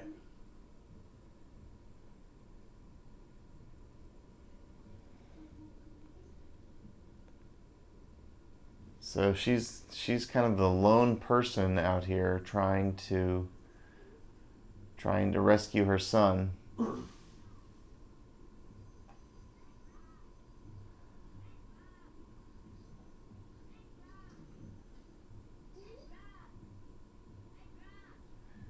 You kind of have to just accept, yes, he's saying murder backwards for apparently no reason. Well, I think there is a reason. We passed through the mirror earlier, and so now we're kind of in this strange backwards supernatural world.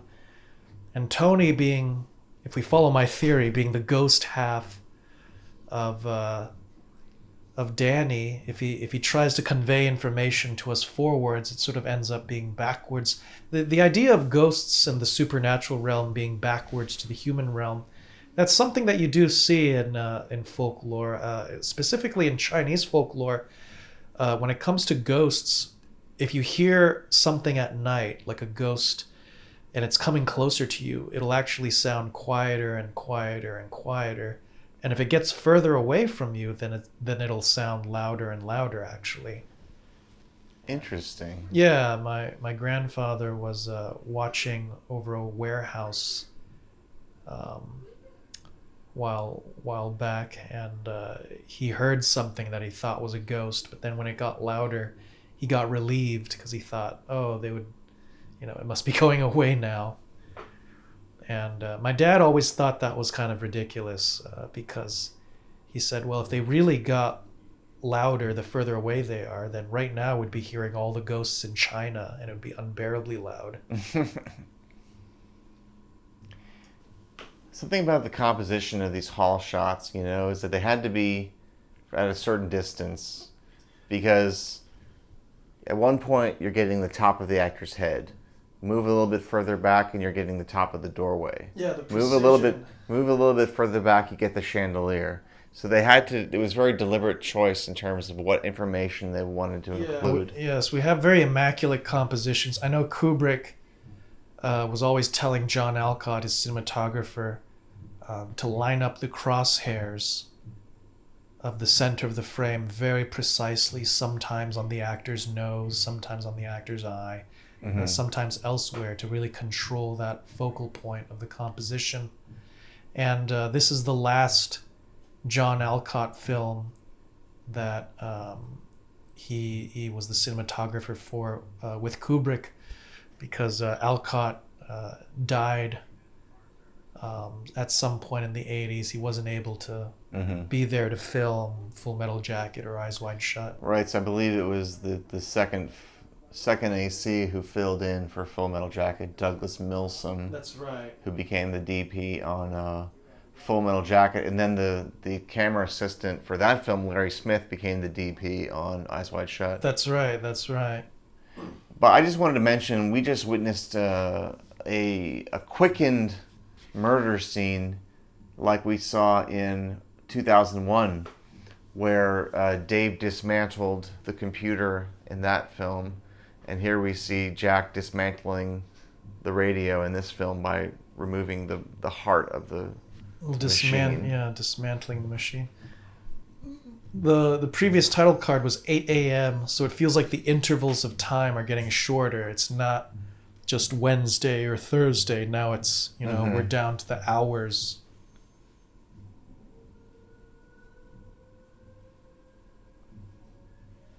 Yeah, these slow zooms that were so gloriously pictorial in Barry Lyndon are now just milking this sense of uncanny terror.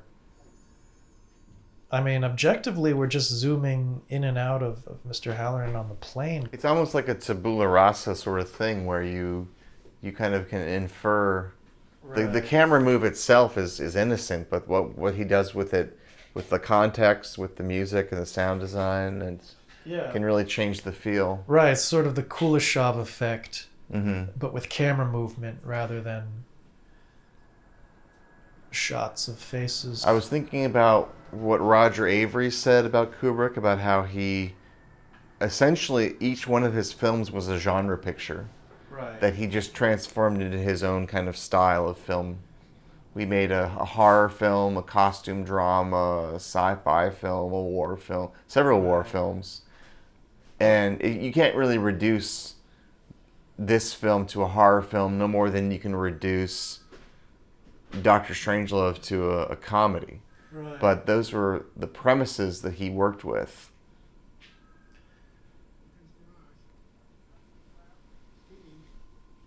I like how the film gives time here to Mr. Halloran's journey.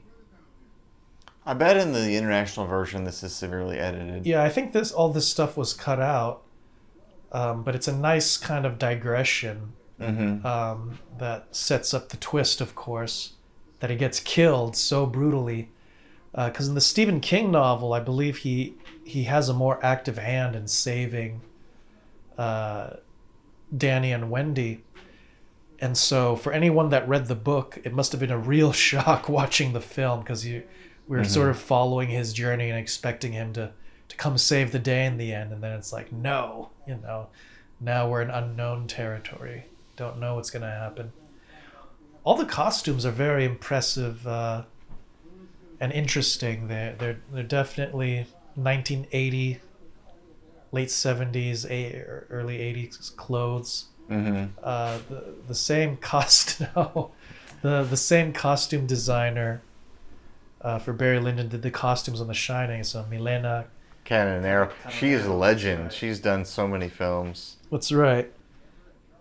But it's kind of looking at the clothes now. You can see just how many costume changes Wendy goes through. It's pretty impressive, also, just how the clothes fit with the color palette of the film, with those sort of slightly uncanny, contrasting, bold touches of color, and the way they drape the actor's frame.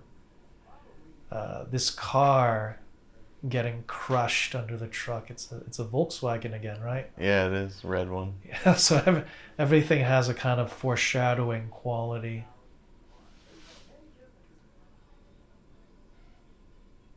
Oh, Roadrunner. This music cue kind of coming up. It reminds me a bit of the Lighthouse Keeper song from Clockwork Orange. That's true, yeah. Yeah, just something unusually jovial. Another example of counterpoint to Yeah. the disturbing stuff on screen. Yes, he had his chocolate ice cream earlier, and Halloran was talking so much about cereal, and now he's drinking chocolate milk and presumably had a bowl of cereal. Look how you can see the bat in the background, just strategically placed on the couch, which Wendy goes to pick up in a minute. That's right.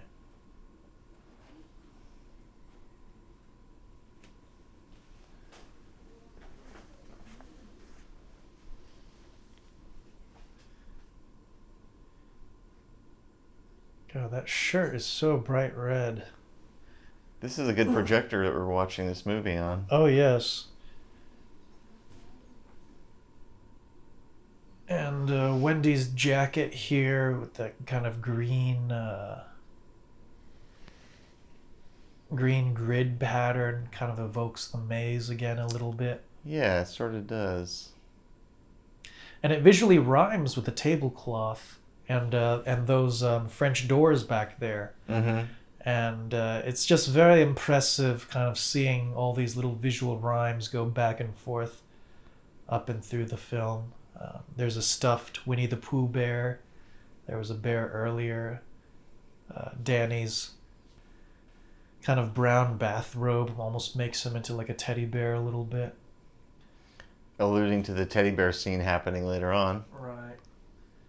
And now we have smoke in this scene as well. There's a smokiness, so it feels as if we're plunged into a slightly more sinister atmosphere, another time perhaps. Maybe the Overlook is traveling back in time somewhat.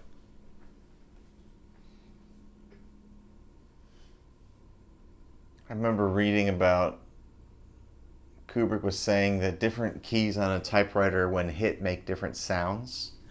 So that he really wanted Jack to be typing all work and no play, make Jack a dull boy, because it had a particular sound. That's right. A musical quality with the keys. Although for international versions of the movie, they printed out different phrases for each of the different languages. So in Spanish, it says something different.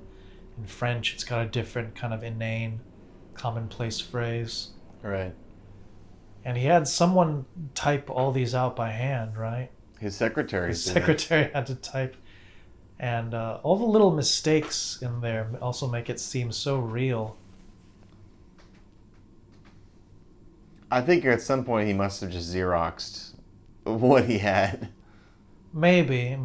Because there's stacks and stacks of these papers. Yeah, there's a bunch of them were definitely hand typed. And the ones that have the odd formatting, like the triangular formatting. Yeah, like... that always kind of makes me laugh a little bit. But it's also like just terrifying in its own way. I don't know. Maybe he's just an experimental writer. Maybe it's not a sign. Maybe he just really likes Gertrude Stein or something.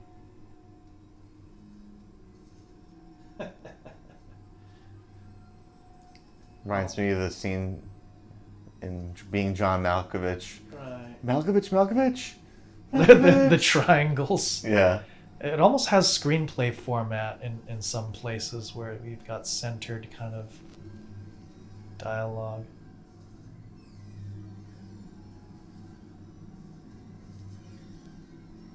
More Penderecki. Yeah, the way the music and, page after page and Shelley Duvall's expression, it really brings something out of it that I don't think anyone else could put so much horror out of typewritten pages like that. Oh yeah, and when he comes out in a second, and then there's those orchestra hits, just at select moments, it's just so satisfying. How do you like it?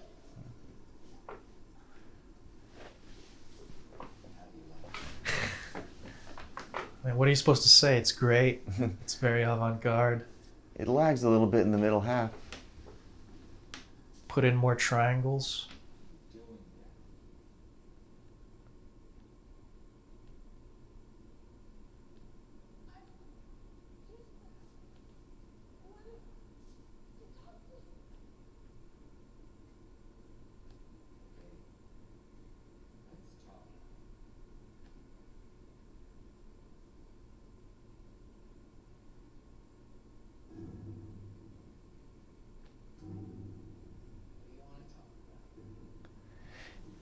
I think that he must have been an influence on Bernard Herrmann, the composer, when he did like the Psycho soundtrack. Right. It just kind of reminds me of a little bit of that, those kind of like percussive orchestra hits. Yeah, that are well timed. It's easy to forget that all the great film composers, all the classic film composers, had real aspirations of being classical composers themselves, and they sort of treated film scores as just this gig that they had to do for money, but that's all we really remember them for nowadays. It's interesting because I remember a lot of the backstory that I read about my favorite photographers from like the 40s and 50s. They all wanted to be painters, but they couldn't quite measure up to the demand. I see. Wow, we have so much blood that it just coats the lens and makes everything red. Yeah. So in these visions, Danny is sort of seeing something that maybe Tony is showing him all the blood and death connected to the hotel, and letting him hear things at a distance. He can hear things at a distance because his father is a ghost. He can hear into the spirit realm. So ghosts can impregnate human women. Sure, I mean, why not? I mean, it's kind of like the Jesus stories somewhat, to a certain extent, right? Well, it's got a holy ghost, and here we got a damned ghost. Right. Well, Danny does have kind of a Christ-like quality to him. Man, these performances are so spectacular. Shelley Duvall is just... You feel so bad for her, she's just crying and barely holding it together, but then Jack Nicholson he's so much more, he's both unhinged but also steady in a way. Very controlled in a way. It's very focused, and it's like I've signed a letter of agreement in which I've accepted responsibility. So he's almost sort of declaring his allegiance to the hotel. Even though he hasn't been monitoring the boilers and everything. She's been doing all the work. She's been doing all that. What's he been doing? Has he been trimming the hedge maze? Is that in the deleted scenes?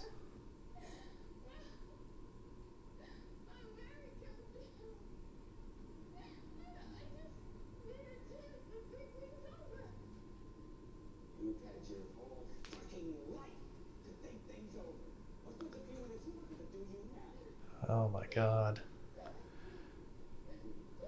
What a terrible thing to say. Yeah. Definitely a dysfunctional family. Right.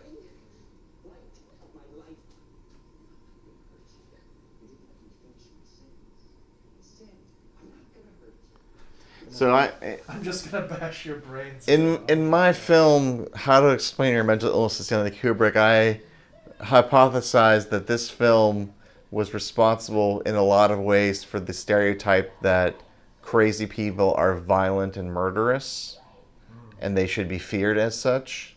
Right. I've had people push back and say, no, you can't say that. But in the film, that theory comes from a character who is himself undergoing a manic episode. So you could argue that it's a delusion itself. But I think there is definitely some truth to the fact that this and the whole "here's Johnny" moment are almost, maybe, whoop, there he goes. They're almost the singular moments on film in our lifetime of somebody going crazy. It's what most people think of. I mean, to say casually. Yeah, it's certainly that interpretation has imprinted itself on the cultural consciousness. But I'm hoping my interpretation, my theory, is going to get out there and eventually become the prime canonical theory that Jack Torrance was a ghost all along, and that it's way more subtle than The Sixth Sense and the others. Spoiler alert, sorry. Well, I mean... and she's able to drag him all the way out over here, that's so interesting. We don't really know how close the kitchen is to the Colorado Lounge. Right. And he's slowly coming to. This is like a classic horror movie moment, where the audience is getting involved, talking to the screen. Right. Hurry up, girl, hurry up. Oh, there's a sign there that says chef's office. I guess Halloran was there designing the menu. But get him in there.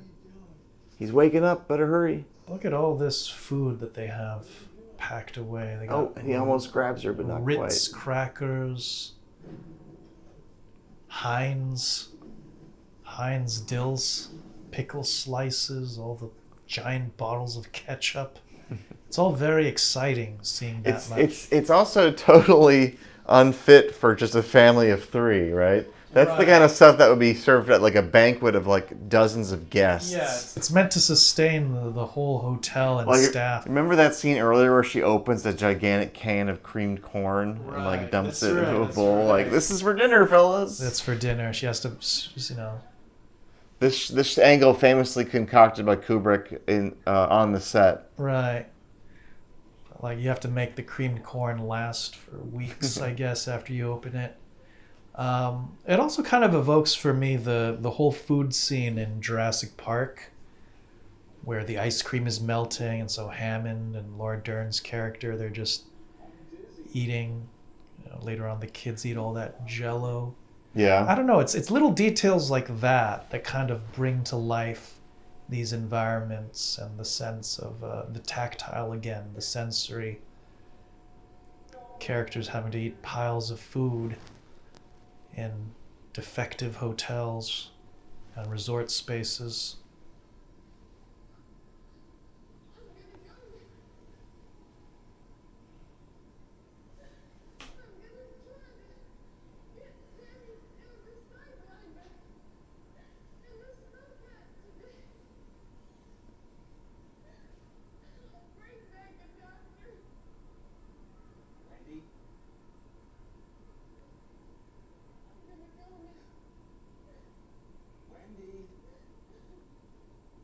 Yeah, Shelley Duvall's performance is just spectacular. It's really, I think it's much more visible to me now, just what amazing work she's doing.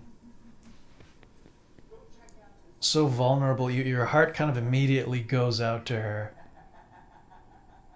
She's got these big expressive eyes. Yeah, the very expressive face. And she has kind of like those teeth reminiscent of the British actress Amy Lou Wood, who was on the White Lotus recently. Oh, I mean, all these actors have incredible teeth. Look at Jack Nicholson's teeth. This is a well-toothed cast, I think. And you can see kind of in her eyes earlier as she's realizing, oh my God, what if he sabotaged the vehicle? Just being able to kind of read those thoughts just from the actor's face. And the music also helps, as there's more of these orchestra hits that I mentioned before when she discovers the Sidewinder, or the Snowcat. Yeah. Those high-pitched strings. And then the string pluck, the way it builds that string pluck. And then pulling out the alternator or whatever, Right. This snow here is mostly made out of grounded up styrofoam. And salt. And salt on top, that's right. There's Yeah. just a heavy layer of salt on top of the styrofoam to give it that kind of crunch. And apparently the lighting out there actually had a yellowish tint, but then with the color timing, they made everything bluish.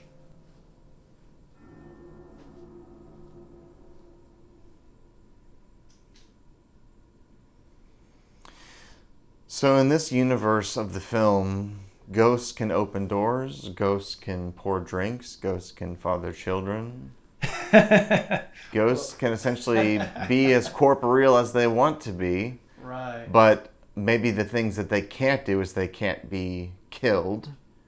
Well, in traditional Shining discourse, everything hinges on this moment. How do the ghosts? How did Mr. Torrance get out of the food storage room? Because it's the one place where everything else you can kind of dismiss as being psychological or hallucinated. Right, or in his head. Right, and but here is the hinge of like, okay, how could he have opened the door? How could the ghosts have opened the door if they're not real? And yet, we never actually see them open the door. We hear the sounds of the locks being undone, Right. but we don't actually see them open the door. Right. Could Wendy have kind of locked it badly and maybe the chain just fell out? Could Danny have done it? Or maybe the conversation and the sounds of the unlocking are in his head, and he can simply just pass through the door. Maybe.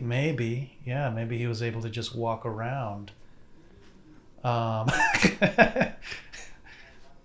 Oreo cookies back there.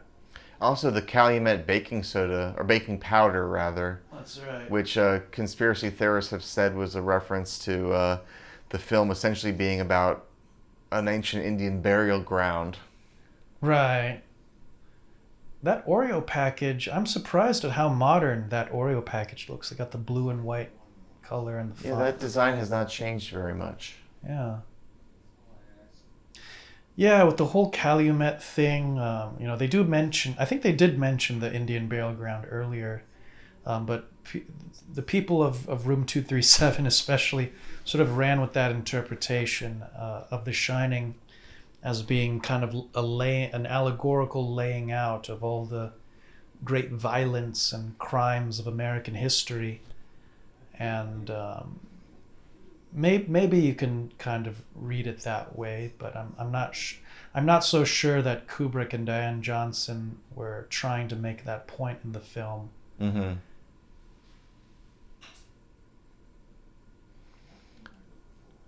I wonder if this film has the fewest edits of any Kubrick film. That's an interesting question. On the face of it, I suspect the takes in 2001 or Barry Lyndon are longer. Or Eyes Wide Shut. Right. Eyes Wide Shut is, next to Spartacus, is his longest film. Oh, interesting. Yeah. Maybe we should see that next. Maybe we should. If you want to hear us talk about Eyes Wide Shut, leave a comment for us, and remember to like and subscribe. Yes. Yeah. Name whatever films you want us to maybe cover next. We're doing Kubrick currently because we right. love Kubrick, and his box set is coming out later this year. So. Look at how isolated that snowcat is. Yeah. Halloran driving by himself. There's a kind of hopelessness to that, the desolation. Yeah, kind of a naivete that he can really accomplish anything. One man driving in the snow. Like He's so kind-hearted to come all the way from Miami because he received the psychic message from the child and knows that they're in danger. I think it's a good way to kind of indicate the essential warmth of the man. Right, and I think Kubrick punishes behavior like that in his films. Oh no.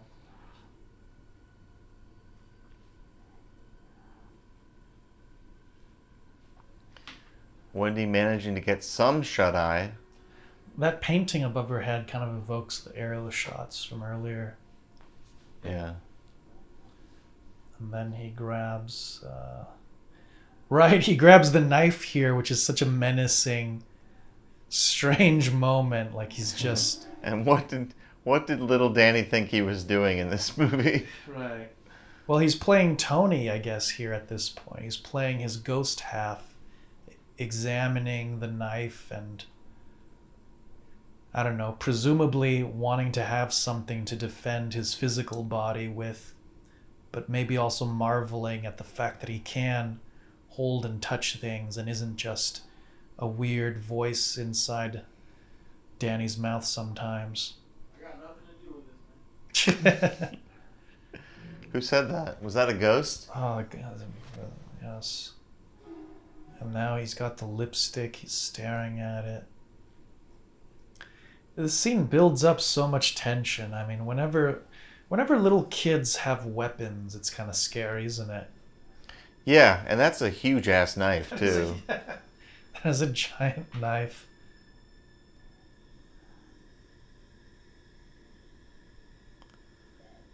So that cut was about like 110 degrees, I would say, from the previous one. Right. But there was no real movement to motivate it. It was just purely Kubrickian, giving new information from a different angle.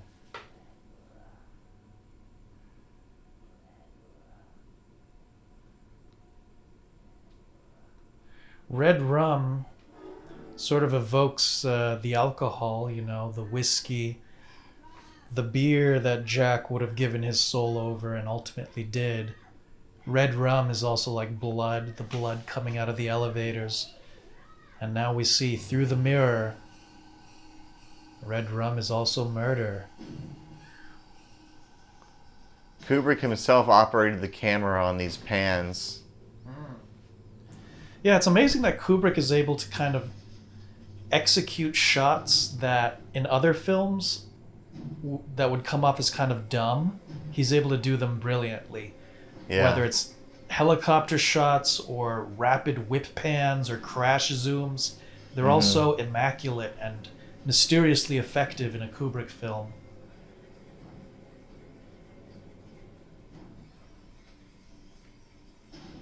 I heard they went through 60 doors filming these scenes. Oh, wow. That's right. Jack Nicholson was a volunteer fireman at one point, and so he was unexpectedly very good at chopping down doors, a little too good. And so they had to give him slightly stronger doors and ask him to slow down.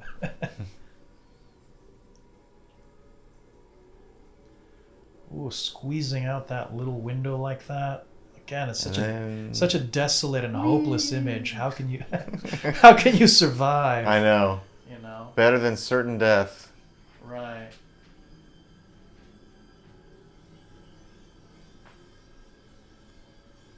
He may be possessed, but he still has a limp from falling down those stairs. Right. So yeah, comment below whether you think Jack Torrance is a ghost. And how physical are ghosts? Do you think that he was once a person who died at the Overlook Hotel, and that's how he became Yes, entwined with my it? impression is that he was someone who was there in the 1920s, died at some point in the 20s, and then was sort of trapped in the hotel as a ghost, sort of living out these various scenes or whatever the ghosts are like in their sort of supernatural realm of the hotel. But it's when he forgets that he is a ghost that he becomes more tangible, that he's able to interact with the physical world and get things like a limp. Interesting. I wonder if maybe he had some kind of a encounter with that woman in the bathtub, and maybe she poisoned him or something. Maybe there's a further backstory there that could be surmised or dreamed up. Here we go. Perhaps. Yeah, but the way I was thinking of it, it's like a ghost is almost like a gas that can congeal into a liquid, and then freeze over into a solid. Sublimation. Right. There's a sort of, I guess what I'm trying to outline is a more materialist view of the ghost, or a view that is both material and spiritual. Like Halloran said, certain events can mark a place like burnt toast. Like the burnt lomtocs of toast. I'm just going to pay attention to... Oh, here's Johnny. All the kind of food items that show up in Kubrick films now. It's kind of an interesting motif. Ooh. A lot of people thought that hand was Kubrick's hand that got cut, but actually it isn't. Although there is a frame where it does look a little bit chunkier, but no, I don't think that was Kubrick's hand. Although Kubrick's hand was behind that scene. Right. The hand of Kubrick is actually everywhere in this movie.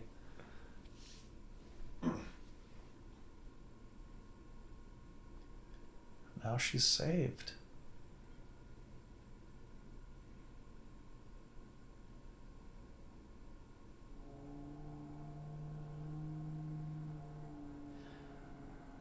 I wonder what's the top speed of this vehicle. It must have taken him a really long time to drive that thing through all the snow. You're telling me. How fast is that thing going? Only 20 miles per hour maybe at most?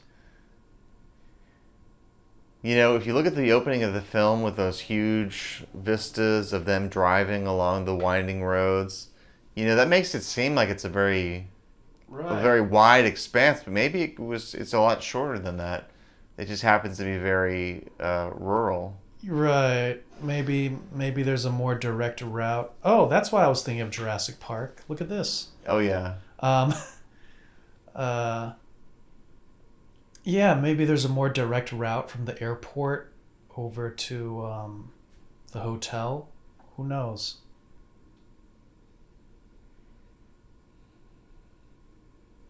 Again, a beautiful tracking shot earlier. Kubrick's tracking shots are pretty much unmatched.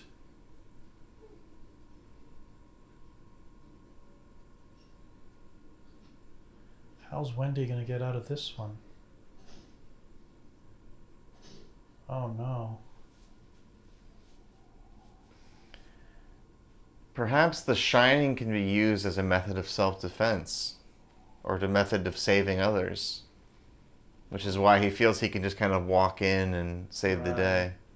Or what if Danny knew that Mr. Allen was going to get killed? What if Danny called him knowing that he was going to die? Well, I posited this question online.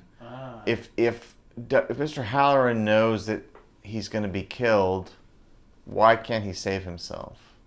Right. But wouldn't it be sinister if Danny somehow knew and somehow just took it as an inevitability and put out the psychic call for help anyway? Or if it actually, rather not Danny, but Tony, the ghost half, calling forth Mr. Halloran over a distance as a sacrificial lamb. Because Tony certainly was never part of the Overlook Hotel. He's just this kind of new ghost being, and he doesn't want to be absorbed into the hotel. That would be another kind of dark twist to my little fan theory that I'm laying out. Maybe also, since Tony first appeared after Jack injured Danny's arm, maybe Jack in a sense imparted Tony onto Danny. Yeah, like a defense mechanism. He mechanism. infected him with it. Yeah, there's something, just how it's laid out visually. We only have one candelabra that's all brightly lit. The rest are turned off. Mm-hmm. And there's something so sinister about that. Oh yeah, this is always an unpleasant scene Yeah, for me. it's dark. You're not no one is happy that this happens. Yeah, it's dark, but it's not too dark. And you know it's going to happen, and it is still scary. Like you wonder when is that moment that he jumps out. Right. The timing of it is just slightly. It's so psychotic. Right. Oh my God. Yeah. It made me jump a little bit just now. You Yeah. know, like you can never quite predict the timing of when things happen. Yeah. This is a great shot that's been imitated many times. Right. Again in slow motion, I think. Yeah. It's interesting how Kubrick lets the shot be out of focus, and he just lets it sit there out of focus as Jack rises into the frame in slow motion. So menacing. Now he's kind of hulking down the hallway. And he wants to kill everyone in order to have more ghostly souls join the Overlook forever. The Overlook Hotel is like a strange Hades that is looking for more souls to consume and integrate into its own being. Kind of like the cult in Eyes Wide Shut. This chanting. Oh, this part. Yeah, you can really see that's his naked butt. I never noticed that. I mean, yeah, seeing this on the screen. Yep. Definitely a sex game. Now, what's interesting is that bit actually does have a little bit more backstory in the original novel of The Shining. Is that right? Yes, and it's actually in the, at least according to the book, it's not a bear suit but a dog suit, and that we had this strange character that kind of liked being humiliated, or was at a costume party and got humiliated, or. And interestingly, the year before, in 1979, the release of the Muppet movie, featuring Fozzie, a bear, and Rolf, a dog. Right.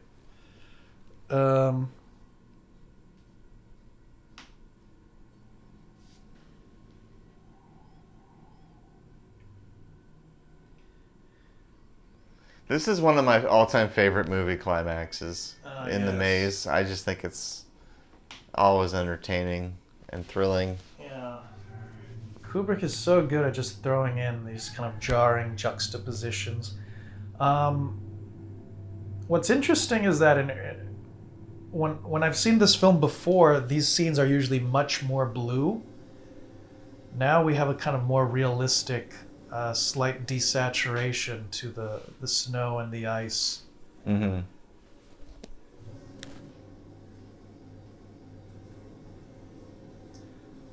I think it also helps that you don't really know how close Jack is on Danny's heels. You know he's following the footprints, but you don't really know exactly where everything is, but you know just enough to be scared and excited. He could be right behind him, he could be far behind him, and then eventually it reaches a point where you see that Danny is thinking ahead of him and backtracking his steps. And then you think, okay, maybe Danny's going to survive. That's right. Yeah, wow, we're really close in on his feet here with the Steadicam. Yeah. And the salt snow is spraying right into the lens.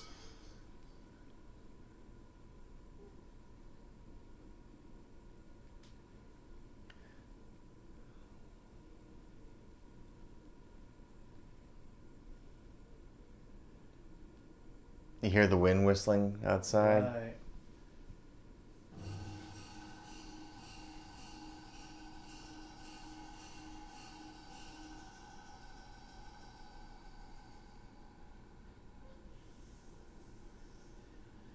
And that sort of chanting sound, like all the ghosts whispering. Oh, who's this? Now that's not Grady now, is it? No. Someone else with their head sort of split open strangely.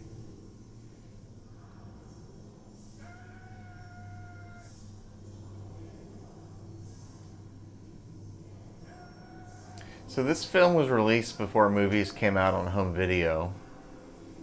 And back then, you saw a film and then you may never see it again in your life. And some things you just kind of don't obsess over, right? But nowadays, people watch movies over and over again and they want an explanation for everything. And they think, who was that guy who said great party is in it? And who was that guy in the dog costume? And Look at all these skeletons and cobwebs. I think this was cut from the European version of the film. I think it was, yeah. It's the closest The Shining comes to kind of conventional horror imagery. But now that everything is going haywire, of course, I think it's fine. I think Wendy is now able to see things, or rather, maybe the hotel is sort of showing itself to her and kind of manifesting itself in a way that she would understand.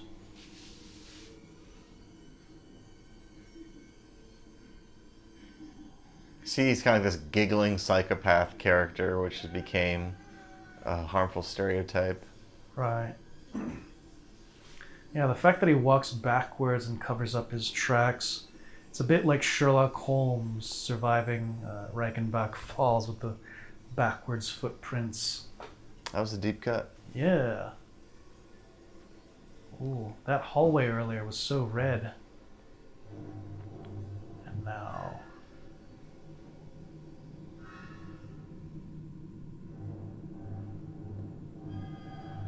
Oh, it's just such an iconic and menacing moment. Now Wendy can see the bloody elevator. Mm-hmm. That droning sound on the soundtrack and the facial expression.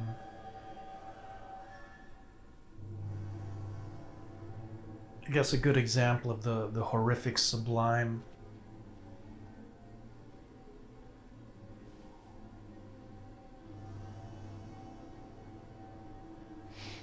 And there's something kind of mythic about this ending. Wandering the labyrinth, wandering away from the monster like the Minotaur myth. The father trying to kill the son like Cronus devouring his own children. We're entering into very heavy mythic territory by this point. Mm-hmm. It's something he was fascinated with as far back as Killer's Kiss, you know? Like the fight in the mannequin factory. I guess I also misremembered this scene. I remember when Danny was covering up his own footprints, I thought he had like a little branch torn from the hedge maze, but I guess he was just using his hands. Yeah, just his hands. And he can follow the footsteps back home. Or back to safety. That's right.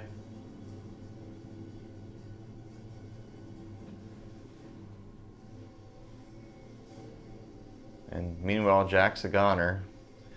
Right. All it takes is walking one closed loop and you're kind of doomed. You end up following... I misremembered something about this scene too. I thought that there was like condensation coming from their mouths to really sell the coldness, but it doesn't seem like there's any of that. Right. I think in real life the set was actually kind of hot. That is what I read as well. Yeah, and that they had all these fog machines pumping in mist.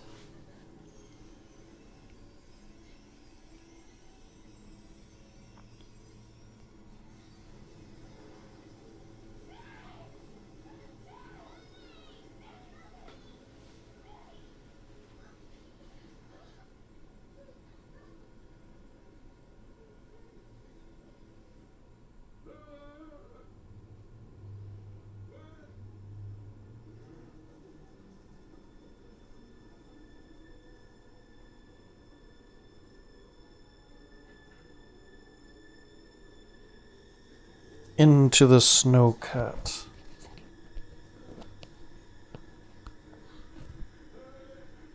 Some things about this movie are a little funny, you have to admit. Like the way that Jack freezes to death, you know, with that edit. Right. that jumps so far ahead in time, you know.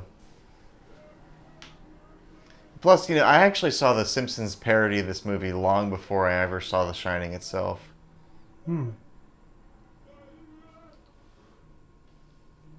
Right back where I started from. Back to the hotel.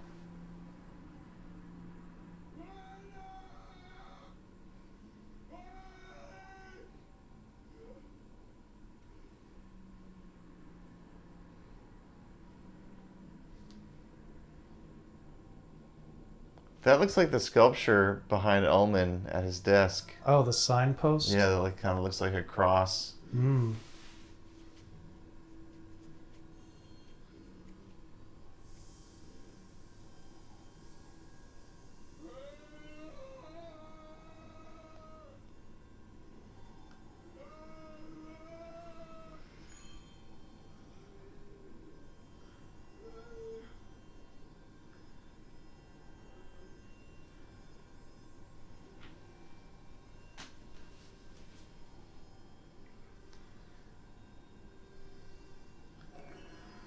Yeah, but apparently this is not even the real Jack Nicholson, but a model, a really detailed model. It's pretty good considering the times. Yeah, it's pretty convincing.